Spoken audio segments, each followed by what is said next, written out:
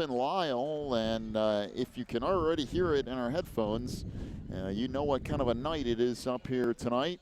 We got wind gusts of 20 to 30 miles an hour, and you'll be able to hear that in our microphones all night. Hopefully, we'll keep the wind out of these things enough that you can get the gist of what's going on here tonight. Cats out on the field as we speak, so is Lisle as we get ready for football tonight from Benedictine, Lisle, and Wilmington here in a key Interstate 8 small division conference battle. We got about 19 minutes before the start of tonight's game. Wilmington did win the sophomore game 20-8. That just concluded.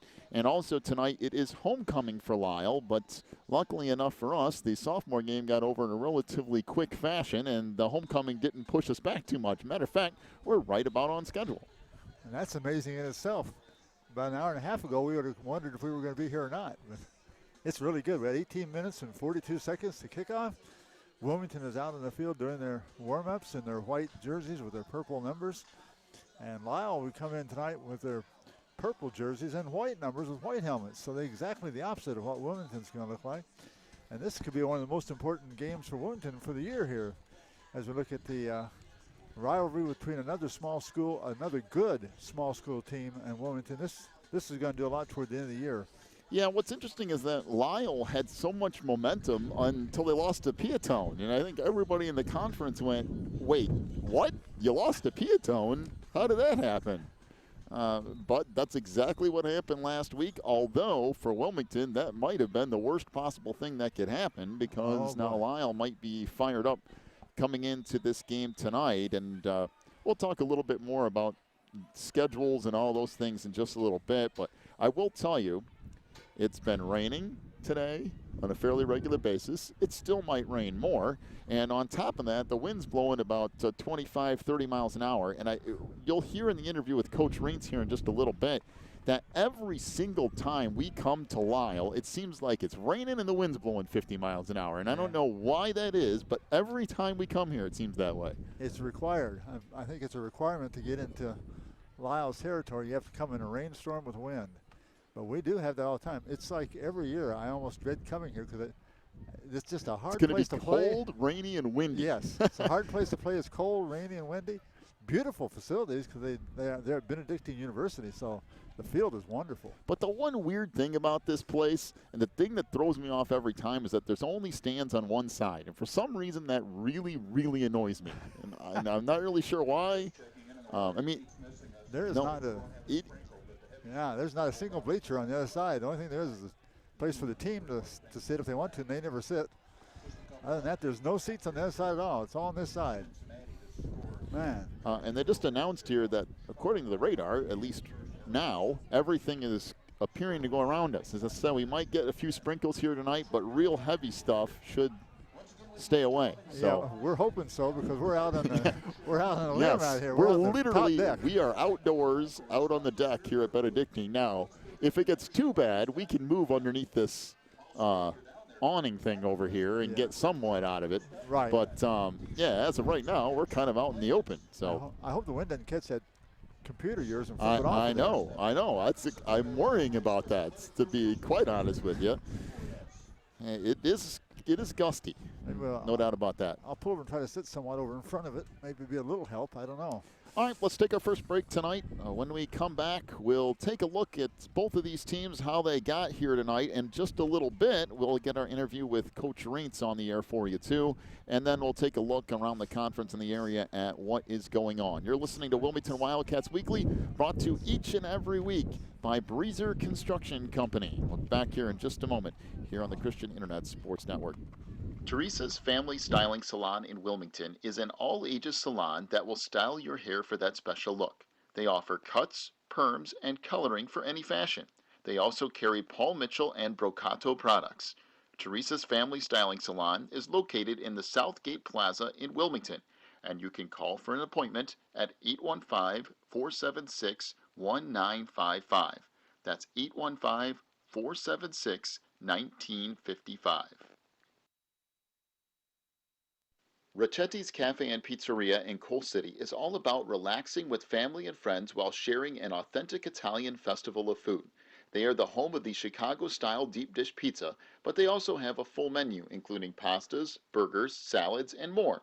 Check out all of their daily specials, too, online at ricettis.net. Ricetti's Cafe and Pizzeria is at 375 South Broadway in Coal City, and they are open till midnight or later every night. Stop in for an authentic Italian experience at Ricetti's. ACN Representative Peter Treby is helping people just like you save money on their bills every month.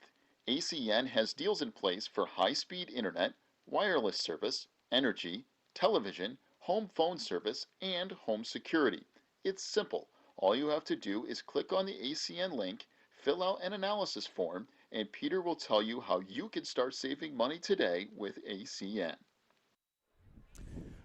Wilmington Wildcats Weekly brought to each and every week by Breezer Construction Company. A big thank you to Breezer for, again, stepping up in that capacity. We have, I believe, a record number of advertisers this year, and that is a good problem for us to have. It's a wonderful problem. And we appreciate each and every one of those sponsors here tonight, and you'll hear from them as we go through things here in this pregame and then on into the game later on. Well, as we mentioned, Lisle coming into tonight's game off a 34-28 loss to Peatone, and a shocking loss at that for the Lisle Lions. I think everybody just naturally assumed that Lisle was going to cruise into this game and be 4-1. I think we all just assumed that.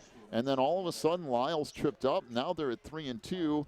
And I'm not going to say things are difficult for Lisle going forward. I think even if they lose this game tonight, I see most of the rest of the way being a really good shot at getting to the playoffs. But it makes things a lot harder when you lose to Peatone, because that should have been that fourth win, and it would have been relatively easy making a playoff push at that point. Yeah, they could have just coasted in almost with that, and because they're bound to win 2 or 3 more games on their schedule, there've been no problem getting in the playoffs. Now they have to play hard. Wilmington, a 43-6 winner over Seneca last week. Coach Jeff Reintz getting his 200th career victory at Wilmington. Really good accomplishment for not only Coach Reintz, but the rest of this coaching staff as well. As far as I know, Barry Southall back on the sideline tonight. Of course, he was gone last week after his wife ended up in the hospital, but I guess everything is okay there, so that's good news for Barry and his family. And Barry Southall back on the offensive calls here tonight. First time in 23 years that Coach Reintz said that he wasn't down there. Actually, Coach Chad Farrell stepped up and was offensive coordinator last week and did a fine job in Barry's absence. But I think we're all happy that Barry Southall back there on the sideline tonight. So both teams out there getting set tonight. Matter of fact, Alex Hatton is banging in kicks from 30 yards out and doing so with no problem into a wind, and a pretty good wind here tonight. So that's interesting. We'll see how that kicking game plays out. Of course, it's a lot different kicking out there than it is against live competition. So. Yes, it is. It's a little different. So, you have the guys breathing down your neck coming after that ball. You're trying to hurry it up a little bit, and that makes a difference.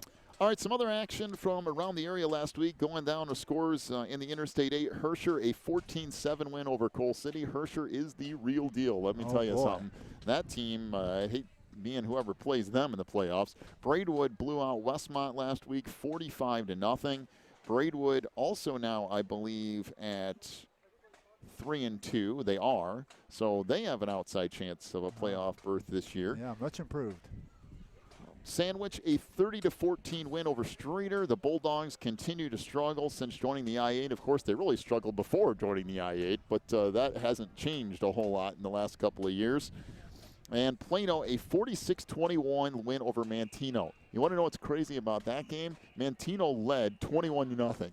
Yeah. At one point. They were way ahead the fourth quarter, weren't they, starting the fourth quarter? It was 21-0 at one point, and Plano won 46-21. That was amazing. So we couldn't hardly believe it when the news came across.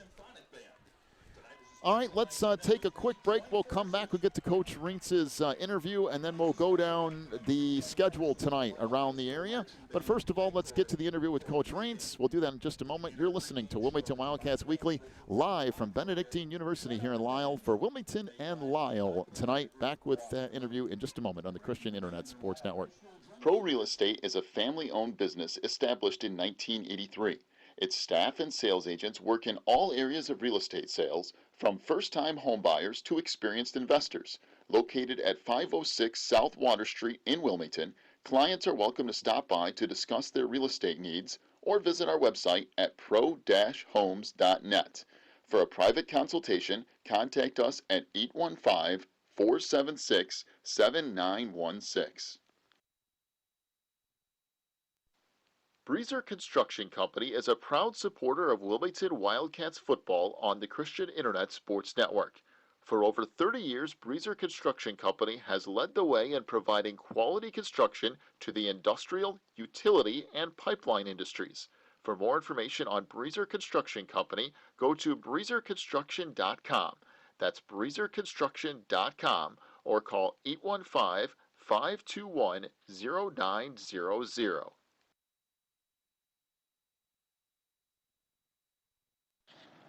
Back here on Wilmington Wildcats Weekly, brought to you by Breezer Construction Company, joined once again by the head coach of the Wildcats, Mr. Jeff Rainson. Coach, a number of things last week, a good win over at Seneca, another conference win, and your 200th as a head coach here. So a lot of good things out of last week. Yeah, it really was. I think the biggest thing was, boy, we got off to a great start. I think Matteo Lombardi with a great pick to start the game off, and then we were able to score real quick after a punt went over the ball went over the punter's head, and lo and behold, we were able to intercept another ball by Tyler Holcomb and take it in. So, geez, before you could blink, we intercepted a ball, and the next play we took it in. Then they had a bad snap. We took that ball in. They come back and pass. Sure enough, we were able to take that in for a touchdown. So, no doubt about it. We all relaxed and just played good football, and everybody got in. Great team win for us. Able to run the ball very well. Kudos to Chad Farrell, who had to come in and take care of the play calling for Barry. And we're glad everything's good with Barry and his wife, with her being in the hospital. But we're good to go, and looking forward to a great game against Lisle. You know, in years past, we've talked about a little bit of a slow start to some of these games and kind of building momentum, and then second half, making a few changes and then blowing the doors off. This year, it's been kind of exactly the opposite. First quarter, these guys are coming out ready to play and getting that. We've seen, I think, more substitutions in the first half this year than I can ever remember. Yeah, it really is. You know, and it's tough to balance that as a coach. You want to get your kids in as much as you can.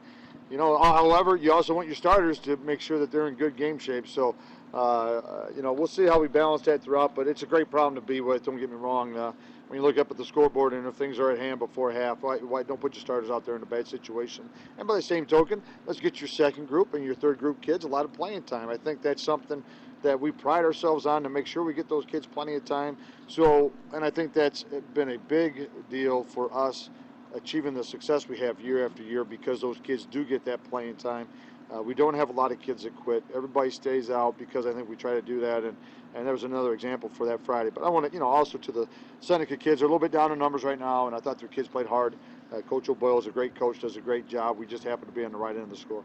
One of the interesting things, too, is some of these games, seeing some of these guys in positions where maybe they're not at a lot of the time. We saw a Tyler Holcomb play a little bit of wingback for one snap, and we got to see Hatton with the field goal attempt there.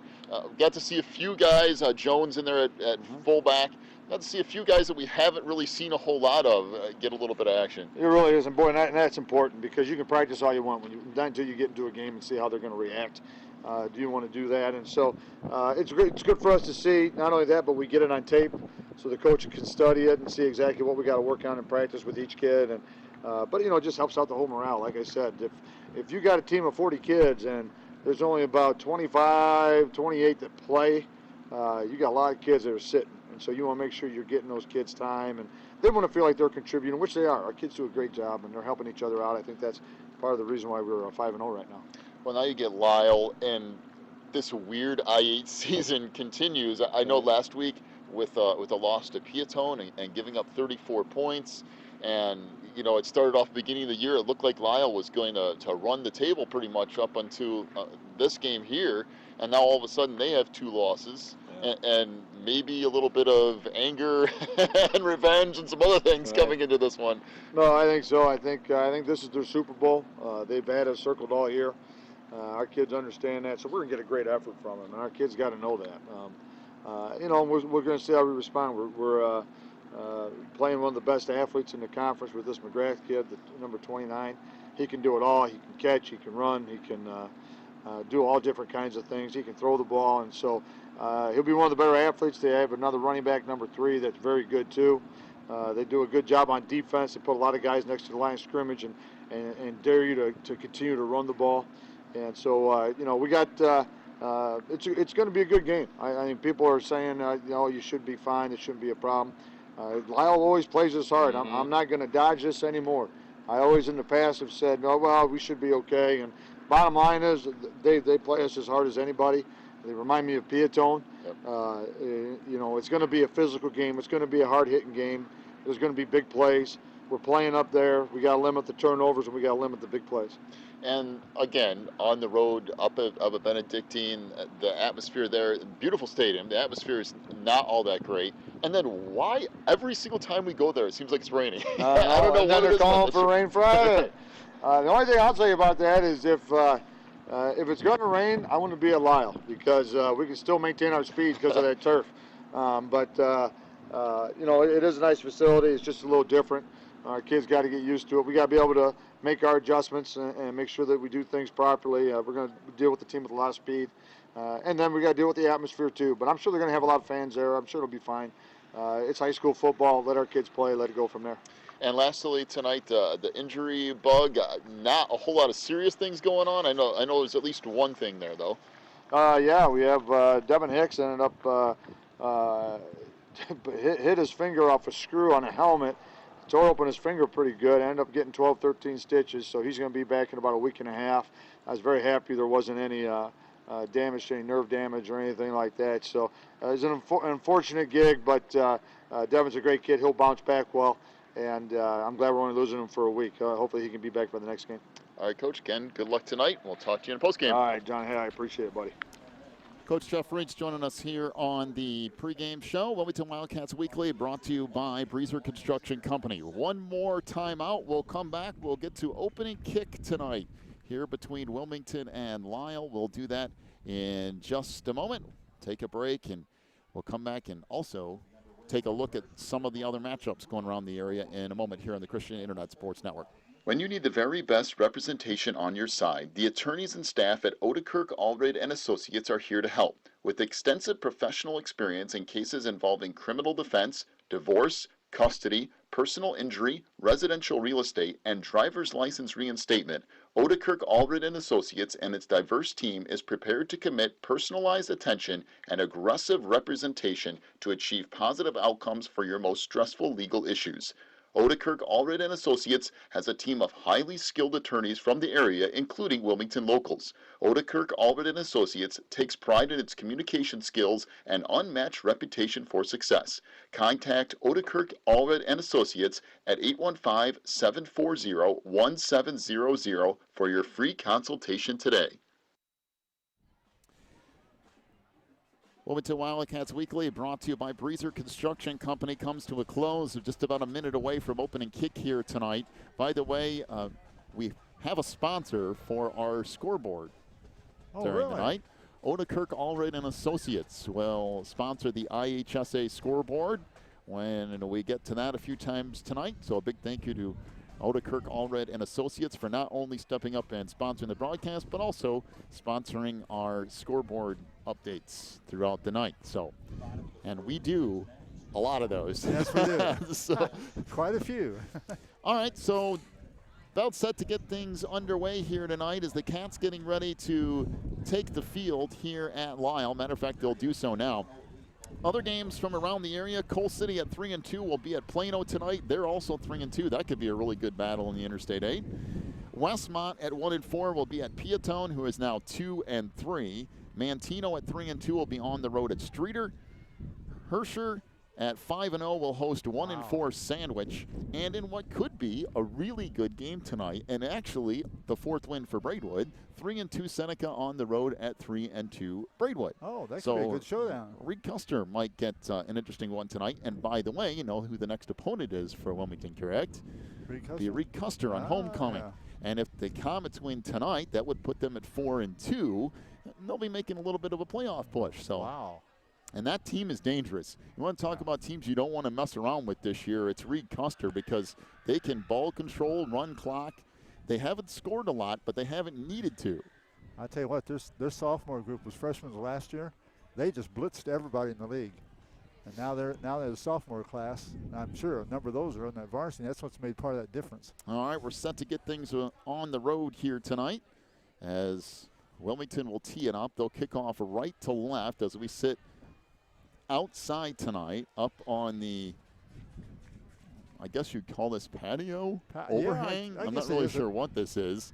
I guess it's the upper deck patio. We're outside the press box, but that's all right. You can see it's plenty well here tonight. It's homecoming here, and the Lisle Lions have a food bar down here. I thought about raiding. Well, in our normal spot on the other end, we're on the Lisle end tonight, right which is kind of that's true. strange. We're usually on the Wilmington end, but there's like 1,000 people in the spot that we're normally at. So we had to switch ends here tonight. Well, back deep for Lisle is Mark McGrath, the do-everything 6'2", 200-pound senior for Lisle. As Alex Hatton will tee it up at the 40, kicking off right to left. The wind, by the way, is blowing across the field, so nobody really has too much of an advantage or disadvantage with that tonight. Good kick here from Hatton. Back to the 5-yard line. McGrath across the 15 to the 20, and McGrath wrapped up around the 30-yard line or so. Lisle will start there, 1st and 10. So Lisle's starting quarterback is 6'1", 175-pound sophomore Jay McGrath. And yes, that is Mark McGrath's brother. And not only that, you'll see Jay and Mark kind of flip-flop at quarterback here tonight. Matter of fact, you might see Mark McGrath actually take the first snap here tonight.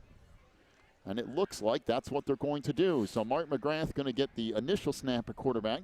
Trips receivers to the near side, one to the far, one up back as well as McGrath out of the shotgun. Wilmington rushing 4. McGrath rolls right, fires, caught out across the 35, out near the 39-yard line. Caught on the play by Grant Hain, stopped by McWilliams for Wilmington. Good gain on first down for Lisle, a gain of 9. It'll bring up 2nd down and a yard for Lisle at their own 39-yard line. Yeah, very smart pass. That's an easy completion. Wilmington playing back a little bit. They got a 9-yard gain. Now it makes an easy 2nd down. They could try a long one if they wanted to and then come back on 3rd down. So trips receivers to the far side. The ball in the near hash. Out of the gun is McGrath, and he'll push it off the right side and pick up close to 3 yards. Stopping the play made by Sam Jones for Wilmington. A gain of 3 and a Lisle first down. So good set of downs for the Lions right off the top. Well, and Coach Reitz was worried about Mark McGrath because he does everything for this Lisle team. Trips receivers to the far side, one back to the near. McGrath out of the gun, one receiver in motion. Handoff comes near side. That out across the 45 to near the 48-yard line. That's Grant Hain as he'll take the ball up for a gain of about 6. Sam Jones in the stop. Bring up 2nd and 4 for Lisle, and right now it's been no problem. No problem at all. And first down, they got 9 yards the first time and 6 yards the second first down. So they've done exactly what their coach wanted them to do.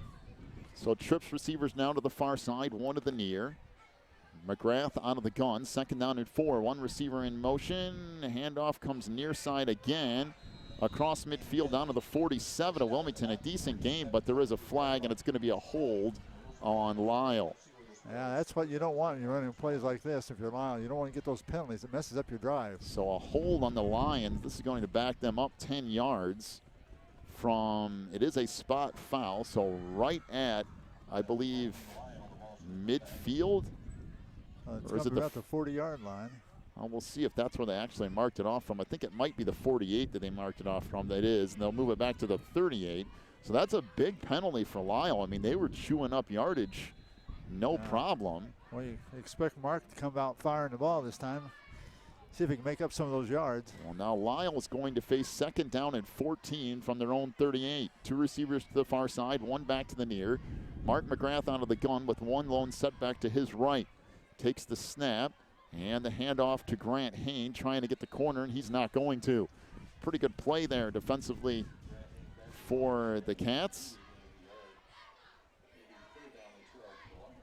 believe that might have been Josh Jones on the tackle for Wilmington. I'll make that McWilliams. 24, not 29. From as far away as we are, you're lucky I can get that close. That's true. We're way up here. So 3rd down and 12 for Lisle from their own 40-yard line. Big holding penalty has put the Lions in a hole here. Again, 2 receivers to the near side, 1 to the far. McGrath out of the gun with 1 back to his right. Down to 9:15 to go opening quarter, and no score. Snap back to McGrath. Drops back, has time, fires, caught. Down to the Wilmington 40, to the 35, to the 30, to the 20, all the way down to the 10-yard line. Goes the receiver. That is Cameron Stitt on a 50-yard reception for Lisle, and that will make it 1st and goal from the Lions at the 9-yard line of Wilmington. Boy, you cannot, on 3rd and 12, give Mark McGrath 5 seconds to throw the football. No, he had a long time to throw it, and there wasn't a man within 5 yards of the receiver. He was wide, wide open. So McGrath back in shotgun again. 2 receivers to the far side, 2 back to the near. Down to 8:45 to go opening quarter. Good drive here for Lisle, even after the penalty. Handoff to Hain, and that's going to go for maybe a yard. That's a really nice job by Dustin Kelly on the near side to sniff that out and chop that down for the gain of a yard. Bring up 2nd down and goal from the 8-yard line.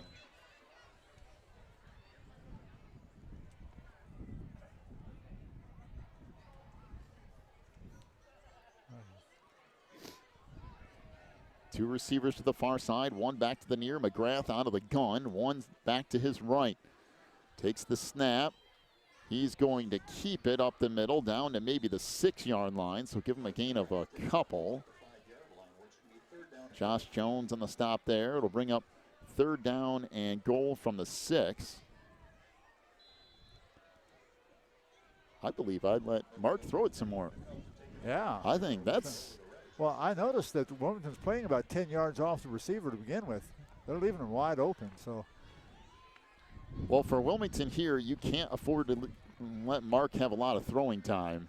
So they're going to have to send some pressure. Trips receivers to the far side, 1 to the near. McGrath out of the gun, 3rd and goal from the 6th. Takes a snap, hands another, keeps it himself, and he is going to get into the end zone for the touchdown. Mark McGrath keeps it and scores.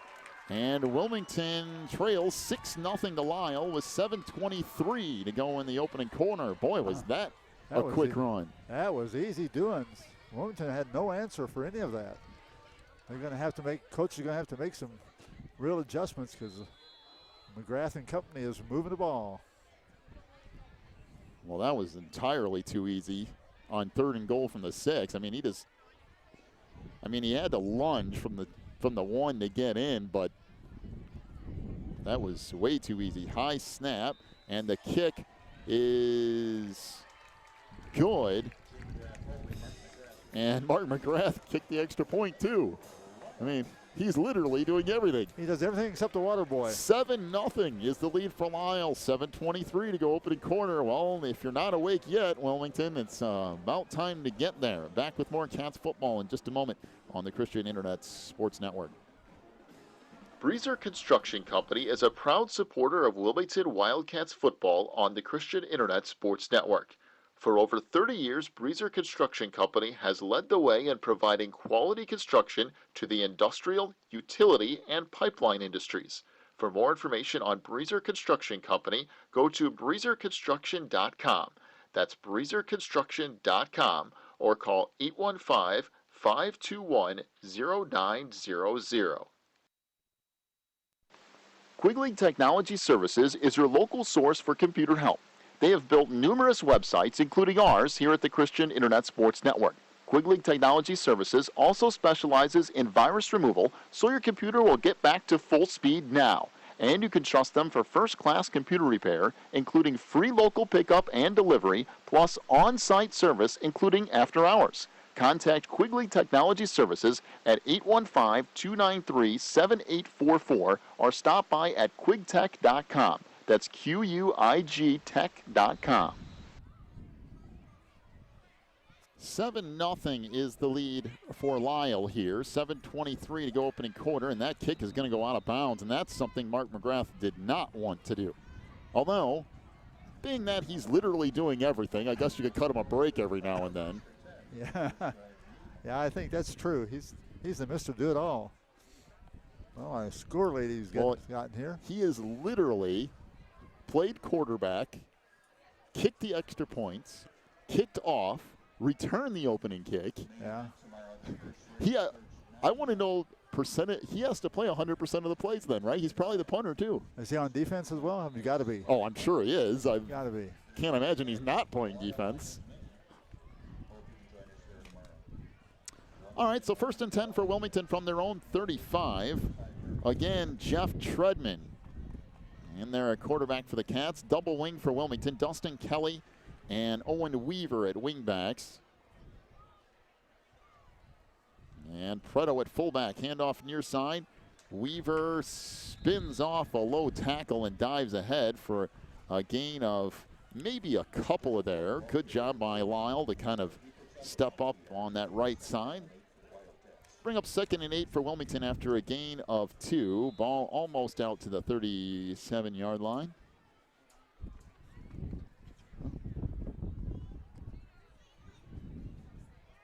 So bring up 2nd down and 8 for Wilmington from their own 37-yard line. Again, back to the double wing. Lisle packing everyone in defensively. And they're not expecting any passes, that's for sure. Pitch back to Kelly up the middle. And churns out across the 40-yard line to near the 41. A gain of about 4 yards for Dustin. Bring up 3rd down and 4 for the Cats. 6:28 to go opening quarter. It is a 7-0 lead for Lisle, and I mean they went straight down the field. They even got backed up 2nd and 14 and still managed to pick that up. In fact, on 3rd and 12, Mark McGrath threw a 50-yard pass. He sure did. 3rd down and 4 for Wilmington from their own 41-yard line. Back to the double wing here. Treadman pitches it back. Weaver tries to cut it back, almost broke it. Matter of fact, lunges and gets the 1st down. Well, that was good. He probably Second shouldn't by have Weaver. gotten that, but Lisle was very fortunate that whoever that was on that side got a hand on his shoe or else he was gone. He'd been gone, yeah. So a gain of 4 and a Wilmington 1st down. It'll be 1st and 10 from the Wilmington 45-yard line. 5:30 to go opening quarter. This is going to be a very fast game. Yeah, both sides are running the ball a lot. We're down to 5:22 and the clock just is winding down. 1st and 10 for the Cats from their own 45. Again, back to the double wing here. Kelly and Weaver at wingbacks. Handoff, Dustin Kelly right side. There's not much there. Got maybe a yard. Well, and again, for Wilmington, some misdirection or some passing or something is going to be required tonight because Lisle has 9 guys in the box, and they're creeping up the 2 safeties. Yeah, they're all crammed right in the middle of the field.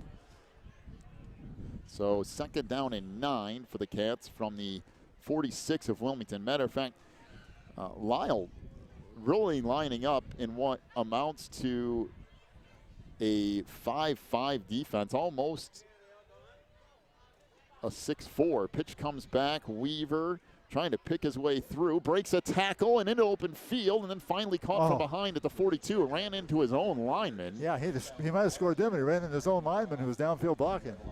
Ben Lanning on the stop, and the only reason he did that was because Weaver ran into his own guy. So down to the 42 of Wilmington. And a gain of 9 yards or so on that run for Weaver. Actually, give him just about 10. Be 1st and 10 for Wilmington, just inside the 43, technically the 42. Again, double wing for the Cats. Kelly and Weaver at wingbacks. Preto in there at fullback. Everything packed inside the box. Pitch goes right side. Weaver trying to get the corner. Breaks a tackle inside the 40. Runs over a defender and then gets hit very late. But yeah, that was an out of. No flag. Well, that's interesting. Weaver was standing out of bounds and got blasted.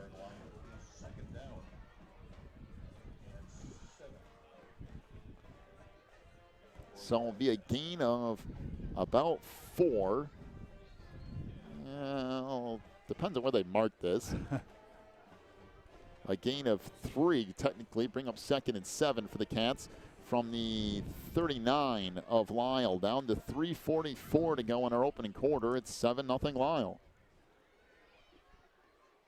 Double wing again for Wilmington. In motion is Kelly. And the keeper for Jeff Treadman, and he's going to get a good chunk of yardage there. Gets a good 5 yards. It'll bring up 3rd down and 2 for Wilmington. And that's something that Barry Southall started doing a little bit more last year when he saw everybody keying on the backs. It was just saying, hey, if there's nobody there, just go. That's what I thought was a great call there. He just took the snap and went straight ahead just as fast as the snap got there. All right, 3rd down and 2 for Wilmington from the 33-yard line of Lisle. In motion, Weaver gets the pitch, cuts it back, and not a lot there, but he did get enough for the 1st down. Matter of fact, got about 4 yards. Be down almost to the 30-yard line of Lisle. So 1st and 10 for Wilmington from just outside the 30-yard line. Weaver's got 23 yards and 5 carries so far, so the going's not been easy there for him tonight.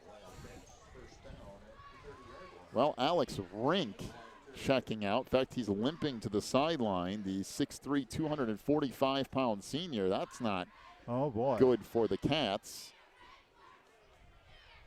And now Wilmington will set up 1st and 10 from the 30. We'll see if Alex comes back in at some point.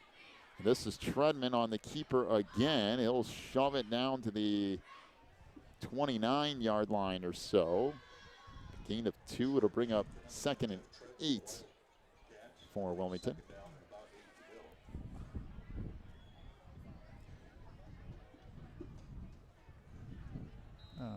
Well, down to 2:10 to go in our 1st quarter. And it is a 7-0 lead for Lisle, and it's not been easy on this 1st drive for Wilmington, to say the least. No, it's down. We're cutting down to 2 minutes now. It's taken a long time to get on that field. 2nd down and 8 for the Cats. Ball at the 28 of Lisle. Fumble ball. Fumble on the play. Matter of fact, there is a flag down. If Lisle recovered this, it might not matter anyway because I think it was a dead ball penalty. Had to be a false start or something, and it was on Wilmington. Well, that's not going to help. Oh, boy. Not good. It'll go from 2nd and 8 to 2nd and 13.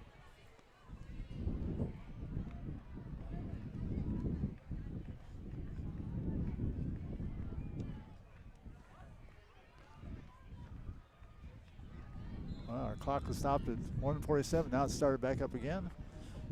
And Wilmington's back 5 yards deeper now. So bring up 2nd down and 13 for Wilmington from the 33-yard line of Lisle. Kelly and Weaver at wingbacks. Again, Prado in there at fullback. Treadman under center. And that goes nowhere. Matter of fact, blown up. Boy. There's just nothing there as Mark Pivick, the 6'1", 180-pound senior, just blew that up. And it'll bring up 3rd down and 15 for Wilmington.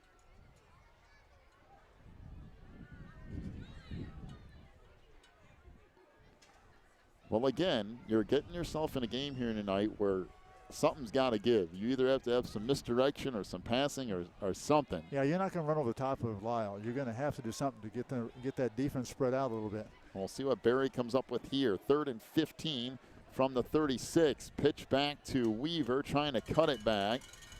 He's going to get down to the 25, but that is nowhere near a 1st down. So a gain of 10 yards for Weaver. And to bring up 4th and 6 for Wilmington. Well, again, you're back to a point here where Well, what do you pull out of a hat? Wilmington might let this quarter run out. I don't know if they can, though. It's going to be close. No, And they're they will. Get it off. They can let it run out if they want to. Down to 2 seconds, 1. And that will do it for the quarter. So 7-0 is the lead for Lisle. A good quarter for the Lions. Wilmington off to a slow start. They'll face a 4th and 5, close to 6, when we come back to start the second quarter, as Wilmington trails 7-0 to Lisle. Back here in just a moment with more Cats football on the Christian Internet Sports Network. Phelan Acres Bible Church is the perfect place if you are looking for a church to call home. They have services every week, including Sunday school at 9:45, morning worship at 11, and Wednesday night prayer meetings at 7. Phelan Acres Bible Church is located at 26009 Willow Lane in Wilmington, Illinois. And for more information, call 815-476-7818. That's 815-476-7818. If you're looking for more information on Wilmington Wildcats football, then check out the Catbackers every Wednesday at 7 at Tuffy's. Each week, Coach Reentz goes over game film, takes questions from the audience, and presents the Offensive and Defensive Player of the Week awards. Plus, you'll get to hang out with other Wildcat fans and get the inside scoop on next week's game. So be sure to check out the Catbackers every Wednesday at 7 at Tuffy's.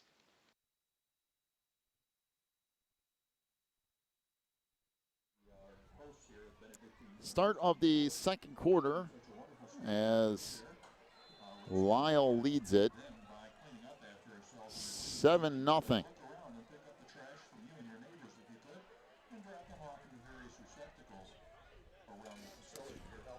So the Cats going to I formation here, a deep set I formation. I mean, that tailback's about 7 yards off the line of scrimmage. Weaver off the left side.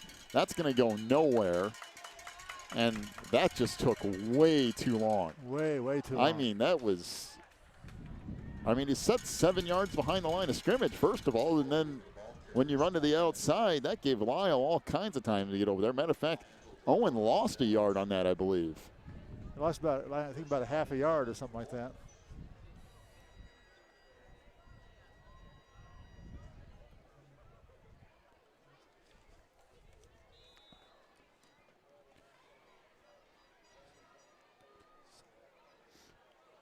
So 1st and 10 for Lisle from their own 28-yard line. Handoff goes near side. Grant Hain gets the corner, cuts back across the 30, out to the 34-yard line. Josh Jones finally on the stop, but Hain picks up a good 7, close to 8 yards.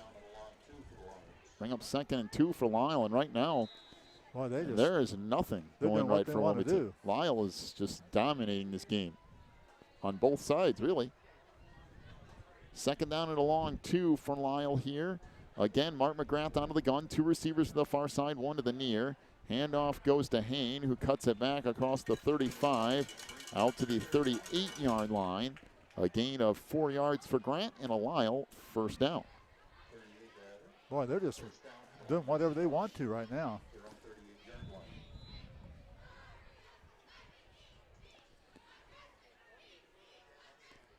So 1st and 10 for Lisle from the 38. That official needs to get out of the way, doesn't he? Trips receivers to the far side, 1 back to the near. 1st and 10 for Lisle here. Snap back to Mark. Rolls out right side, looking downfield, fires. It's caught at the 45, out to midfield. And a tackle broken there. And Grant Hain down to the 48-yard line of Wilmington. A gain of 14 and a Lisle first down. And I mean, Lisle's literally doing whatever they want. And once again, not much pressure on the quarterback. He rolled out. He had a guy about 4 or 5 yards behind him, but had plenty of time. Well, Coach Reentz uses a timeout here. Boy, do they need one. 10:42 to go in the half. 7-0 Lisle, and they're driving again. Take a break. Back with more Cats football in just a moment on the Christian Internet Sports Network. If you need something done around your house, chances are Beth's Busy Bees can get it done. They specialize in residential and commercial cleaning, but they can also do lawn care, small home remodeling and repair jobs, and even things like caregiving. Beth's Busy Bees is a small family-owned business, and they will treat you right every time. Call 815-685-9111 for Beth's Busy Bees today.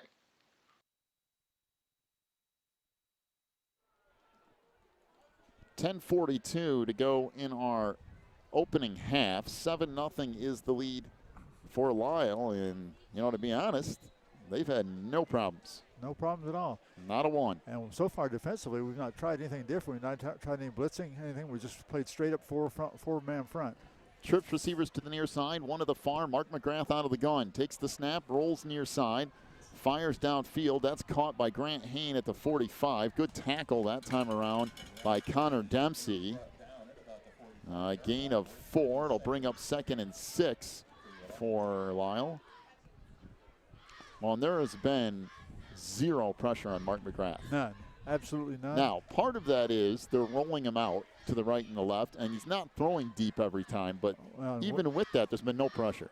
Wilmington's defense has spread out to cover pass coverage, and they're just scattered all over the field. Trips receivers to the far side, one to the near. McGrath out of the gun, 2nd down and 6. And keeping it is McGrath, and that gets blown up after maybe getting back to the line of scrimmage. It's actually a good thing he didn't hand that off to Grant Hain. Yeah, it'd been a loss because they had him. Kyle Harold was there to take that away, so Mark did a nice job of reading that, but then there was nowhere else to go with it. Down to 9:40 to go in the half, and it's a 7-0 lead for Lisle. Again, 2 receivers to the far side, 1 back to the near. McGrath out of the gun, 3rd down and 6. Takes a snap, drops back, looks right side, now rolls back to the left, fires it deep downfield and overshoots everyone, and that's what you need to do if you're Wilmington. Yeah. You have got to put him under pressure and make him make some throws. Yeah, he had to take off that time. He had 2 or 3 Wilmington Wildcats right after him. He had to throw that on the dead run.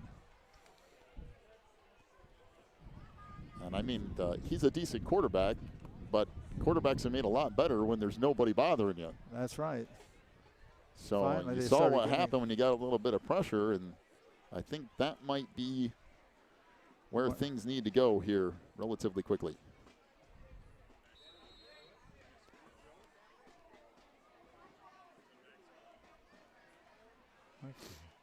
Mark will be snap back. booting this away. McGrath's kick is blocked. Partially blocked. And it's going to be downed inside the 30 at the 28. I mean, it kind of half blocked. Yeah, half blocked. 9-11 to go in the half. A 7-0 lead for Lisle. I think it was Keaton Hansen who got a hand on that. So Wilmington will have it 1st and 10. I'm going to tell you something. I think this is about the biggest crowd I've seen at Lisle. Looking down through this crowd, there's a lot of people here. Of course, it doesn't help you're playing the number 2 team in the state in 3A, but, I mean, it doesn't hurt. Oh, yeah.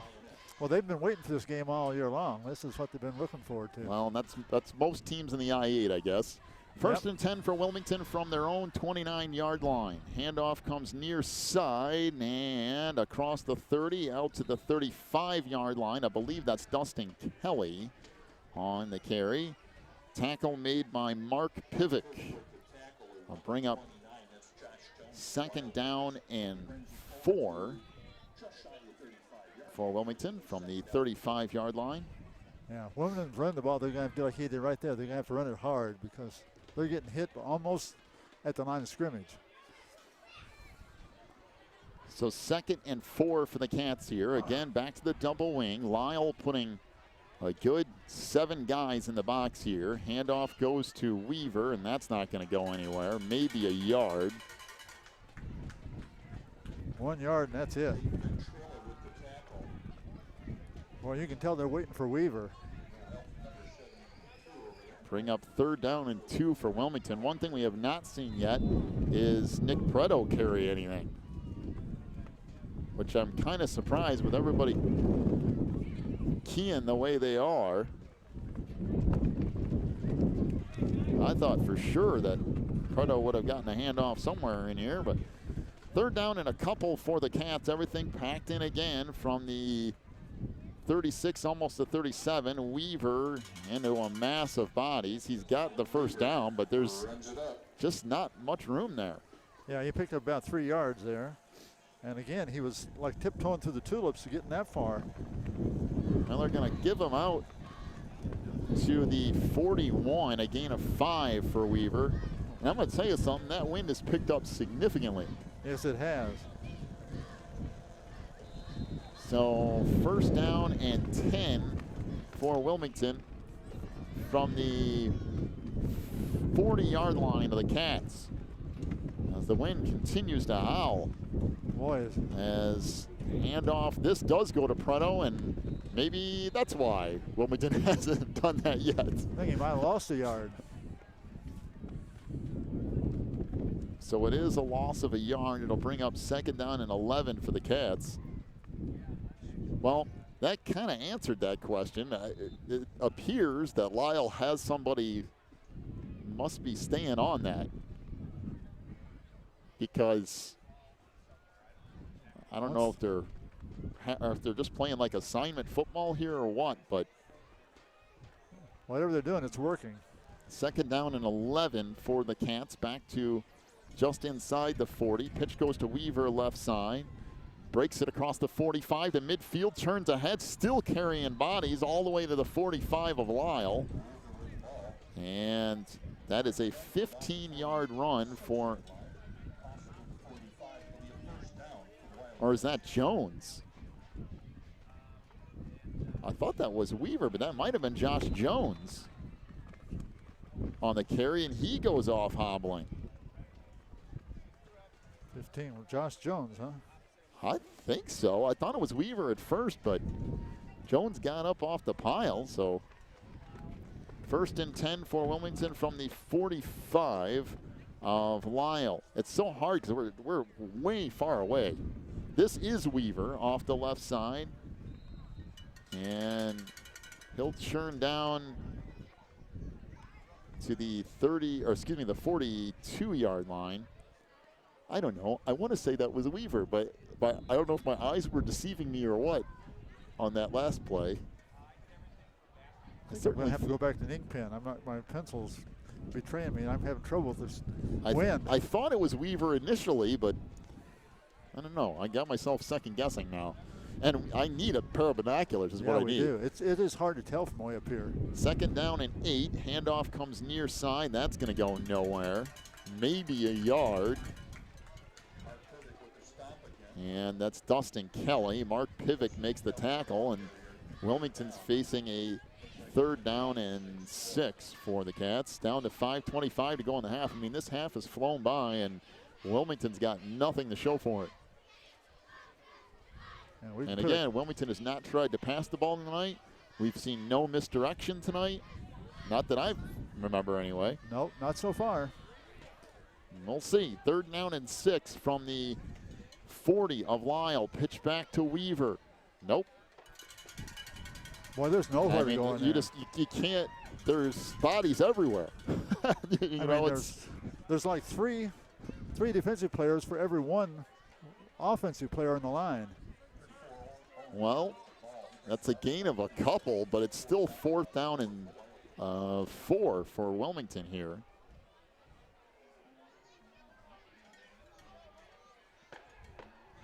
We found out one thing. We can't run the ball well on them. Not in the first half. Well, yeah, nothing's really been successful. Fourth down and 4 for the Cats, down to 4:20 to go in the half. It's 7-0 Lisle. And there's your double handoff, but that looked like that took forever too. I don't know what happened there, but Dustin Kelly's going to lose about 3 or 4 yards. Yeah. That did not look right. I don't know if it was defensive pressure or what, but even the misdirection goes nowhere. Well, this has not been a good half. No, it has not been. First down and 10 for Lisle from their own 41-yard line, down to 4:12 to go in the half, and they lead at 7-0. McGrath out of the gun. Takes the snap, looks left side, fires incomplete. Good coverage on the play by Tyler Holcomb. That pass was intended for Jay McGrath, Mark's brother. Yeah, there was a cat coming on him, and he jumped up in front of him and held his hands up and made him throw it extra high. And that made the pass go errant. Bring up 2nd and 10 for Lisle. Sure to stick around for our halftime show, brought to you by Ricchetti's Cafe and Pizzeria. We'll get you your first half scoring totals, scores from around the area, get you set for the second half too. Mark McGrath out of the gun, fires right side, that's incomplete. And again, he had a guy chasing him across over there. There's no one really out there. Cameron Stitt was the closest, but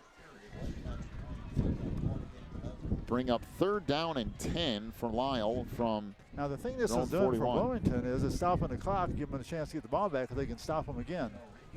I don't understand why Lisle went away from the run. I don't either. You could win a game 7-0. Yeah, and you could have run the clock out the half. Now you're in danger of giving Wilmington the ball back. I would have just, they were running the football just fine. Well, now they're probably going to have to pass here. 2 receivers to the far side, 1 to the near. 3rd and 10 from the Lisle 41. Snap back to McGrath.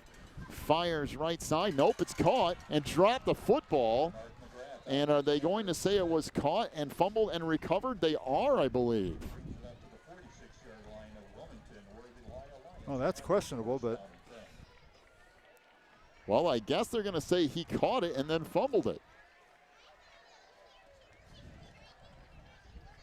Well, he didn't have enough time to catch it, but apparently that's what it's going to be ruled. So a gain of 14 on the reception by Cameron Stitt. Well, even if he didn't catch it, he's still open.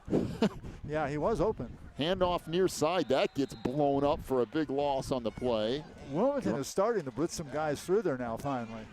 Grant Hain actually loses about 4 as Owen Weaver on the stop for Wilmington. It'll bring up 2nd down and 14 for Lisle, but what that does for the Cats is now it takes you out of getting the ball back.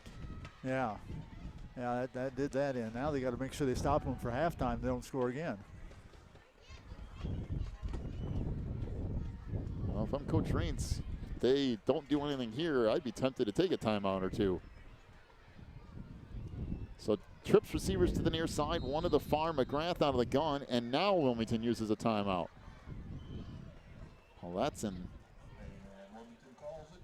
odd time for that. Maybe Coach Raines just didn't see. He didn't like what he saw. Yeah. What? But all right, we'll take a break. 3:01 to go in the half. 7-0 is the lead for Lisle. We're back with more Cats football in a moment on the Christian Internet Sports Warren's Network. Collision Center is your hometown body shop. Your vehicle will get expert care with their drive-on frame rack and in their Bink spray booth. Warren's offers free estimates, pickup and delivery service, and they will get you set up with a loaner car while yours is in the shop. Warren's Collision Center is located at 242 North Front Street in Braidwood, or online anytime at warrenscollision.com. That's warrenscollision.com. Warren's Collision Center, where they care beyond the repair.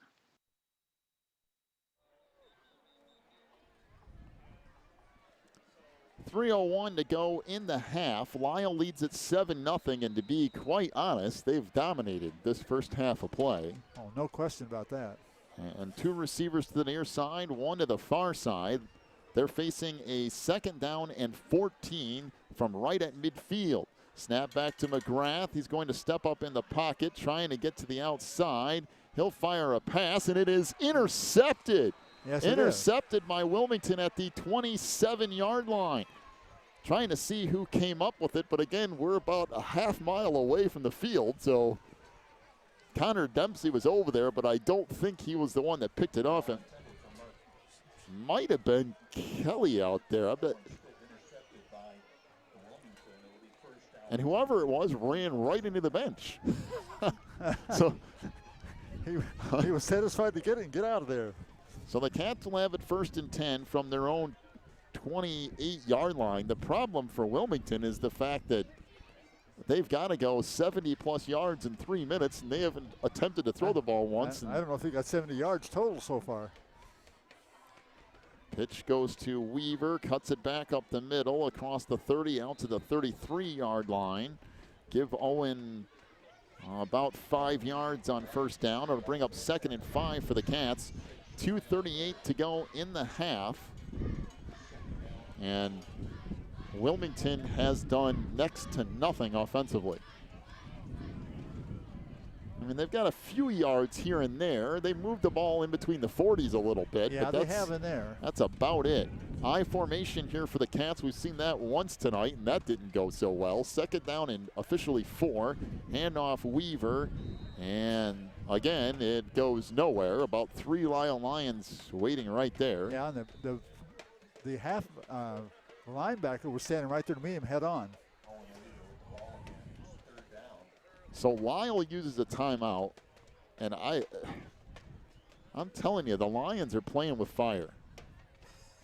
I understand you want to get the ball back and you think you can do something, but right now I would count my blessings that you're up 7-0 and get into the locker room. Run every second. If Coach Reitz wants to run that clock, let him run it. Yeah, right. I mean, right hey, in your hands. You have a lead. Wilmington's offense has done nothing. I'd say, hey, you want to keep running that clock? Keep running it. 1:57 to go in the half. It's a 7-0 lead for Lisle. And the problem for the Lions here is that Wilmington has 3rd down and 3. It's not like it's some sort of insurmountable distance. I could see, if it was 3rd and 10 or something maybe. Yeah, I don't know. They've been playing Wilmington pretty tough in the run, so maybe they think they can stop it this time and get the ball back in good field position. Well, 3rd down and 3 for the Cats here. We'll see if Coach Parpett's decision pays off. Back to the I formation here. Handoff, and I believe Wilmington might have gotten enough for the 1st down. Boy, if they did it just barely.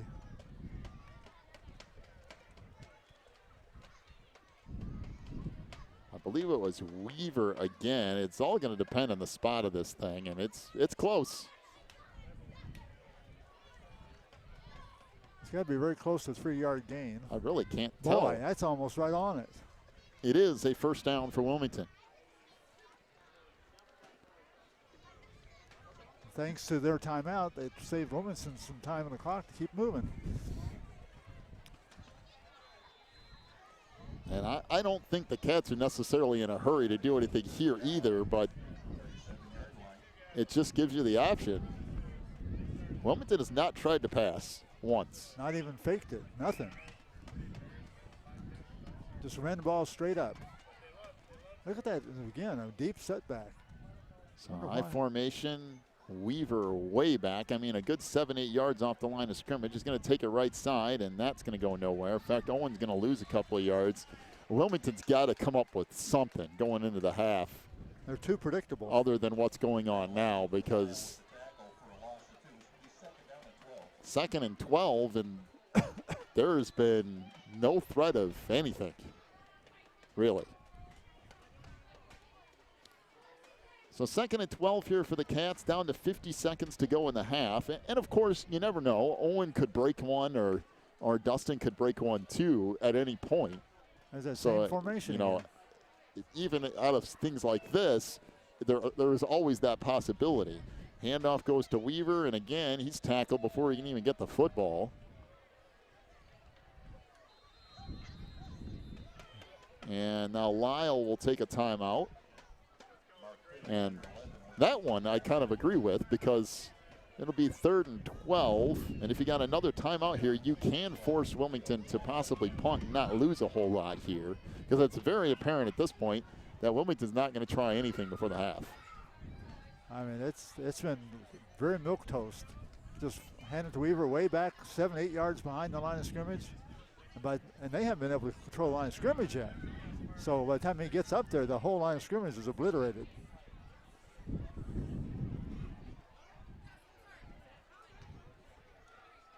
Look at the size at number 75. My land. I don't know what his size. He's a big one. Well, Wilmington and Coach Raints and this staff have made a lot of really good decisions at halftime in the past and have made some very good changes, and they're going to need to do that tonight. There's no doubt about that.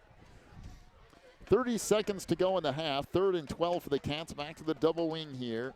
Handoff comes near side, and out to the 43-yard line goes the run, and now Lisle will use another timeout. Dustin Kelly will pick up about 5 yards there, and a timeout to Lisle. Be sure to stick around for our halftime show here tonight, brought to you by Ricchetti's Cafe and Pizzeria. Ricchetti's open till midnight or later every night over there in Coal City. We'll get your first half stats, not particularly pretty for Wilmington, and we'll also get you a lot of scores from around the area. We'll check that IHSA scoreboard, brought to you by Odekirk Allred and Associates. And we'll get you set for the second half as well. And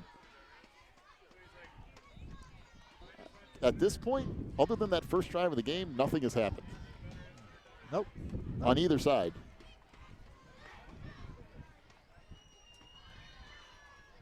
I guess that could be a good thing and it could be a bad thing. So Wilmington on 4th down and a long 4 will get set to punt it away here.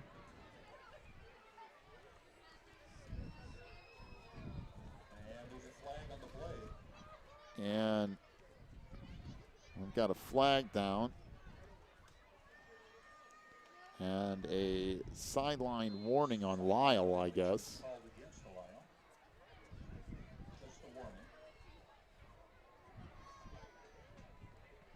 And again, one of my most unpopular calls. Mark McGrath will take the punt and run out of bounds up at the 35-yard line of Lisle. And with 17 seconds left, the Lions will get the ball back again. But if you're Lisle here, I would be really careful because Wilmington has gotten their share of pick sixes this year. And I don't think I'd force a whole lot, but I guess the other side of that is, what do you have to lose? You coach is evidently playing to win tonight. They're not playing to go anything easy. Well, yeah, and that's fine. So two receivers to the near side, one to the far. But yeah, I guess if it pays off, it really pays off. And there's a flag because there was a false start. The receiver on the far side took off a good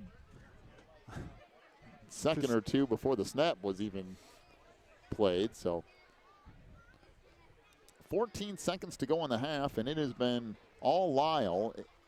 The score is not so lopsided, but they've controlled things. Yeah, it's definitely they've controlled the line of scrimmage all night tonight, which is really unusual for Wilmington. But of course, we've made it easy on them. They put nine guys in that little box right there, and sometimes 10, and we're trying to block them with 4 or 5 guys, and it's not working.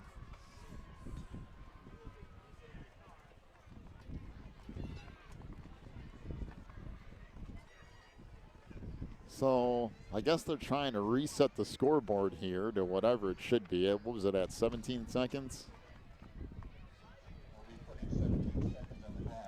Ooh. So I'll wait around for that. All right, 17 seconds to go in the half. 2 receivers to the near side, 1 to the far. Out of the shotgun is Mark McGrath. Takes the snap, drops back to pass, throws one up down the sideline. That is incomplete. That's a good way to get your quarterback hurt. That's what I'm saying. I just don't see any real need for it. Unless you just a 1 in a million shot, you hit somebody. I'd say the odds are much higher that Wilmington picks it off and runs it back than. Well, the Wilmington Wilmington defensive back was the closest one to the ball that time. I'm all for all out trying to win, but it is kind of amazing. It's awfully don't know why risky. He's doing this. Maybe see what they do here. He'll hit the jackpot. And get all the way. I guess that's what you think. It might hit the jackpot, it might work. 2 receivers to the near side, 1 to the far. 2nd down and 10 from the Lisle 28. McGrath going to drop back to pass. He's hit as he throws it again, and it's almost intercepted again. Matter of fact, probably should have been intercepted, and McGrath gets crushed. That's a good way to get your quarterback. I'm telling you, man. he's taken 2 good shots. That last one, That was a tough one, that last one. and to be honest, he should have had 2 passes picked off right. Pizzeria is at 375 South Broadway in Coal City, and they are open till midnight or later every night. Stop in for an authentic Italian experience at Ricchetti's. ACN representative Peter Treby is helping people just like you save money on their bills every month. ACN has deals in place for high-speed internet, wireless service, energy, television, home phone service, and home security. It's simple. All you have to do is click on the ACN link, fill out an analysis form, and Peter will tell you how you can start saving money today with ACN. Pro Real Estate is a family-owned business established in 1983. Its staff and sales agents work in all areas of real estate sales, from first-time homebuyers to experienced investors. Located at 506 South Water Street in Wilmington, clients are welcome to stop by to discuss their real estate needs or visit our website at pro-homes.net. For a private consultation, contact us at 815-476-7916.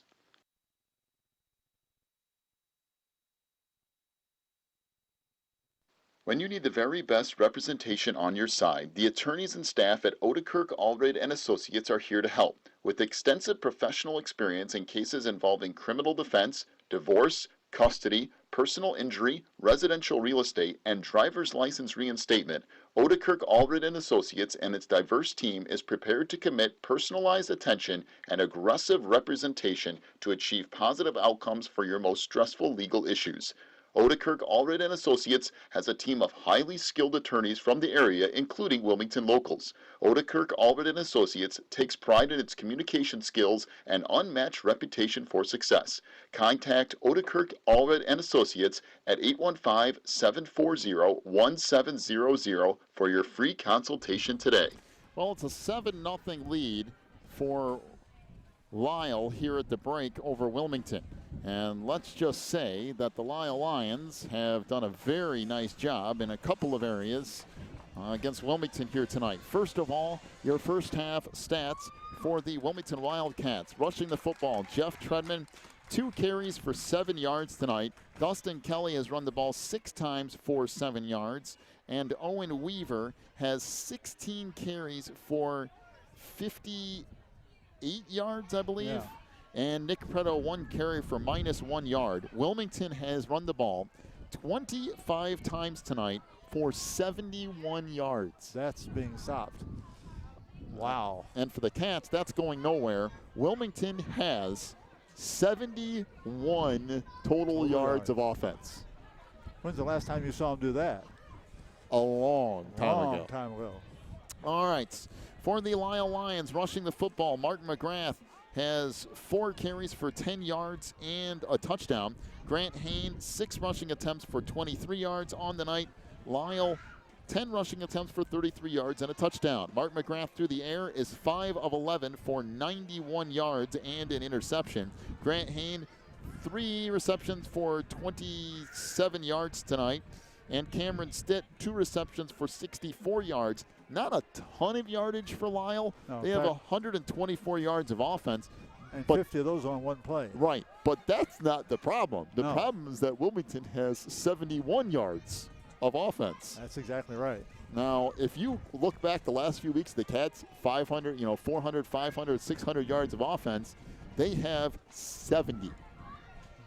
I tell you, they're going to have to try something different the second half because their straight ahead running isn't getting the job done. No. Lisle has mentioned so many men right up the middle that the linebackers are like they're supposed to. They're making the tackles as the linemen take on one-on-one.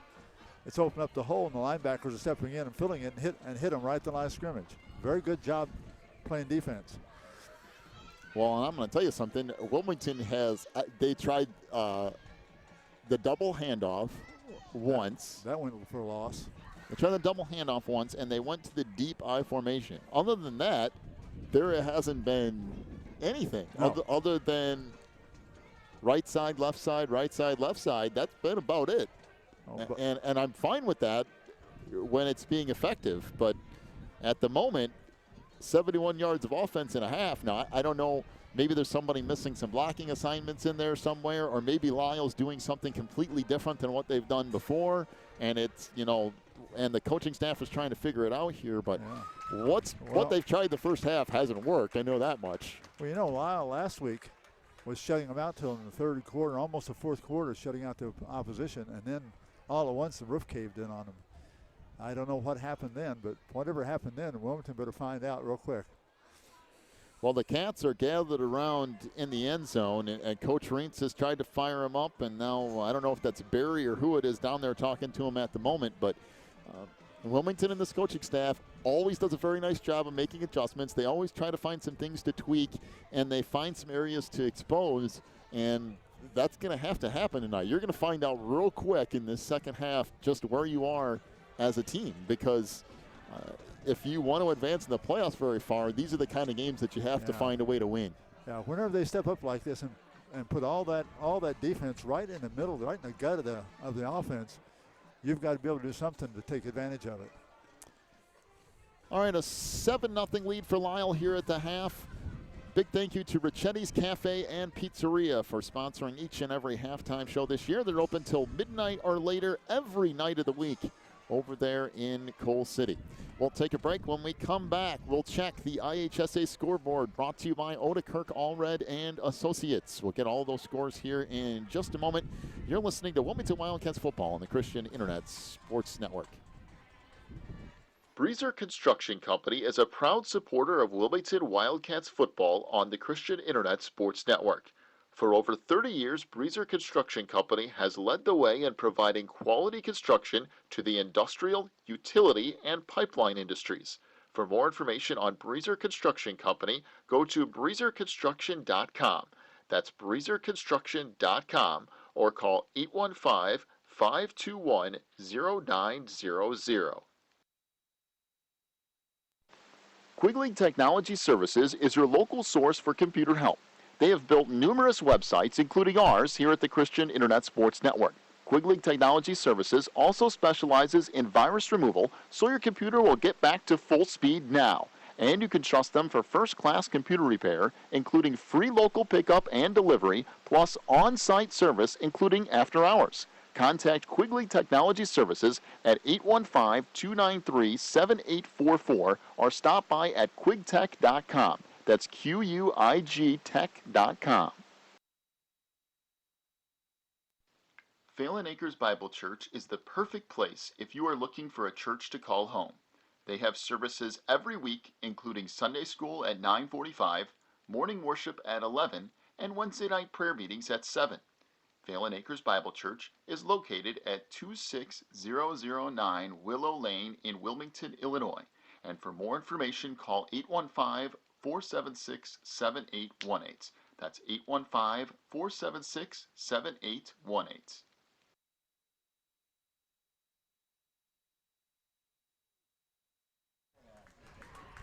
Ricchetti's Cafe and Pizzeria halftime show rolls on here. Lisle leads it 7-0 over Wilmington as we come to the IHSA scoreboard brought to you by Odekirk Allred and Associates there in Joliet.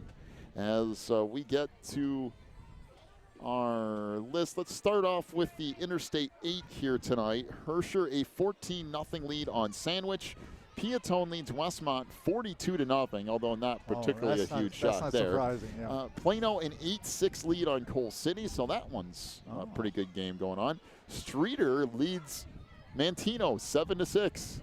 All right, fine. I'm so confused by the I-8 this year. What in the world? Another great halftime performance. Reed Custer a 15-8 lead on Seneca. So again, Herscher a 14-0 lead on Sandwich. Piatone a 42-0 lead on Westmont. Plano an 8-6 lead on Coal City. Streeter leads Mantino 7-6. Reed Custer a 15-8 lead on Seneca. So some other scores from around the area of note. Dwight an 8-0 lead on, is that South Newton? Okay. Okay. DeKalb leads Morris 14-7.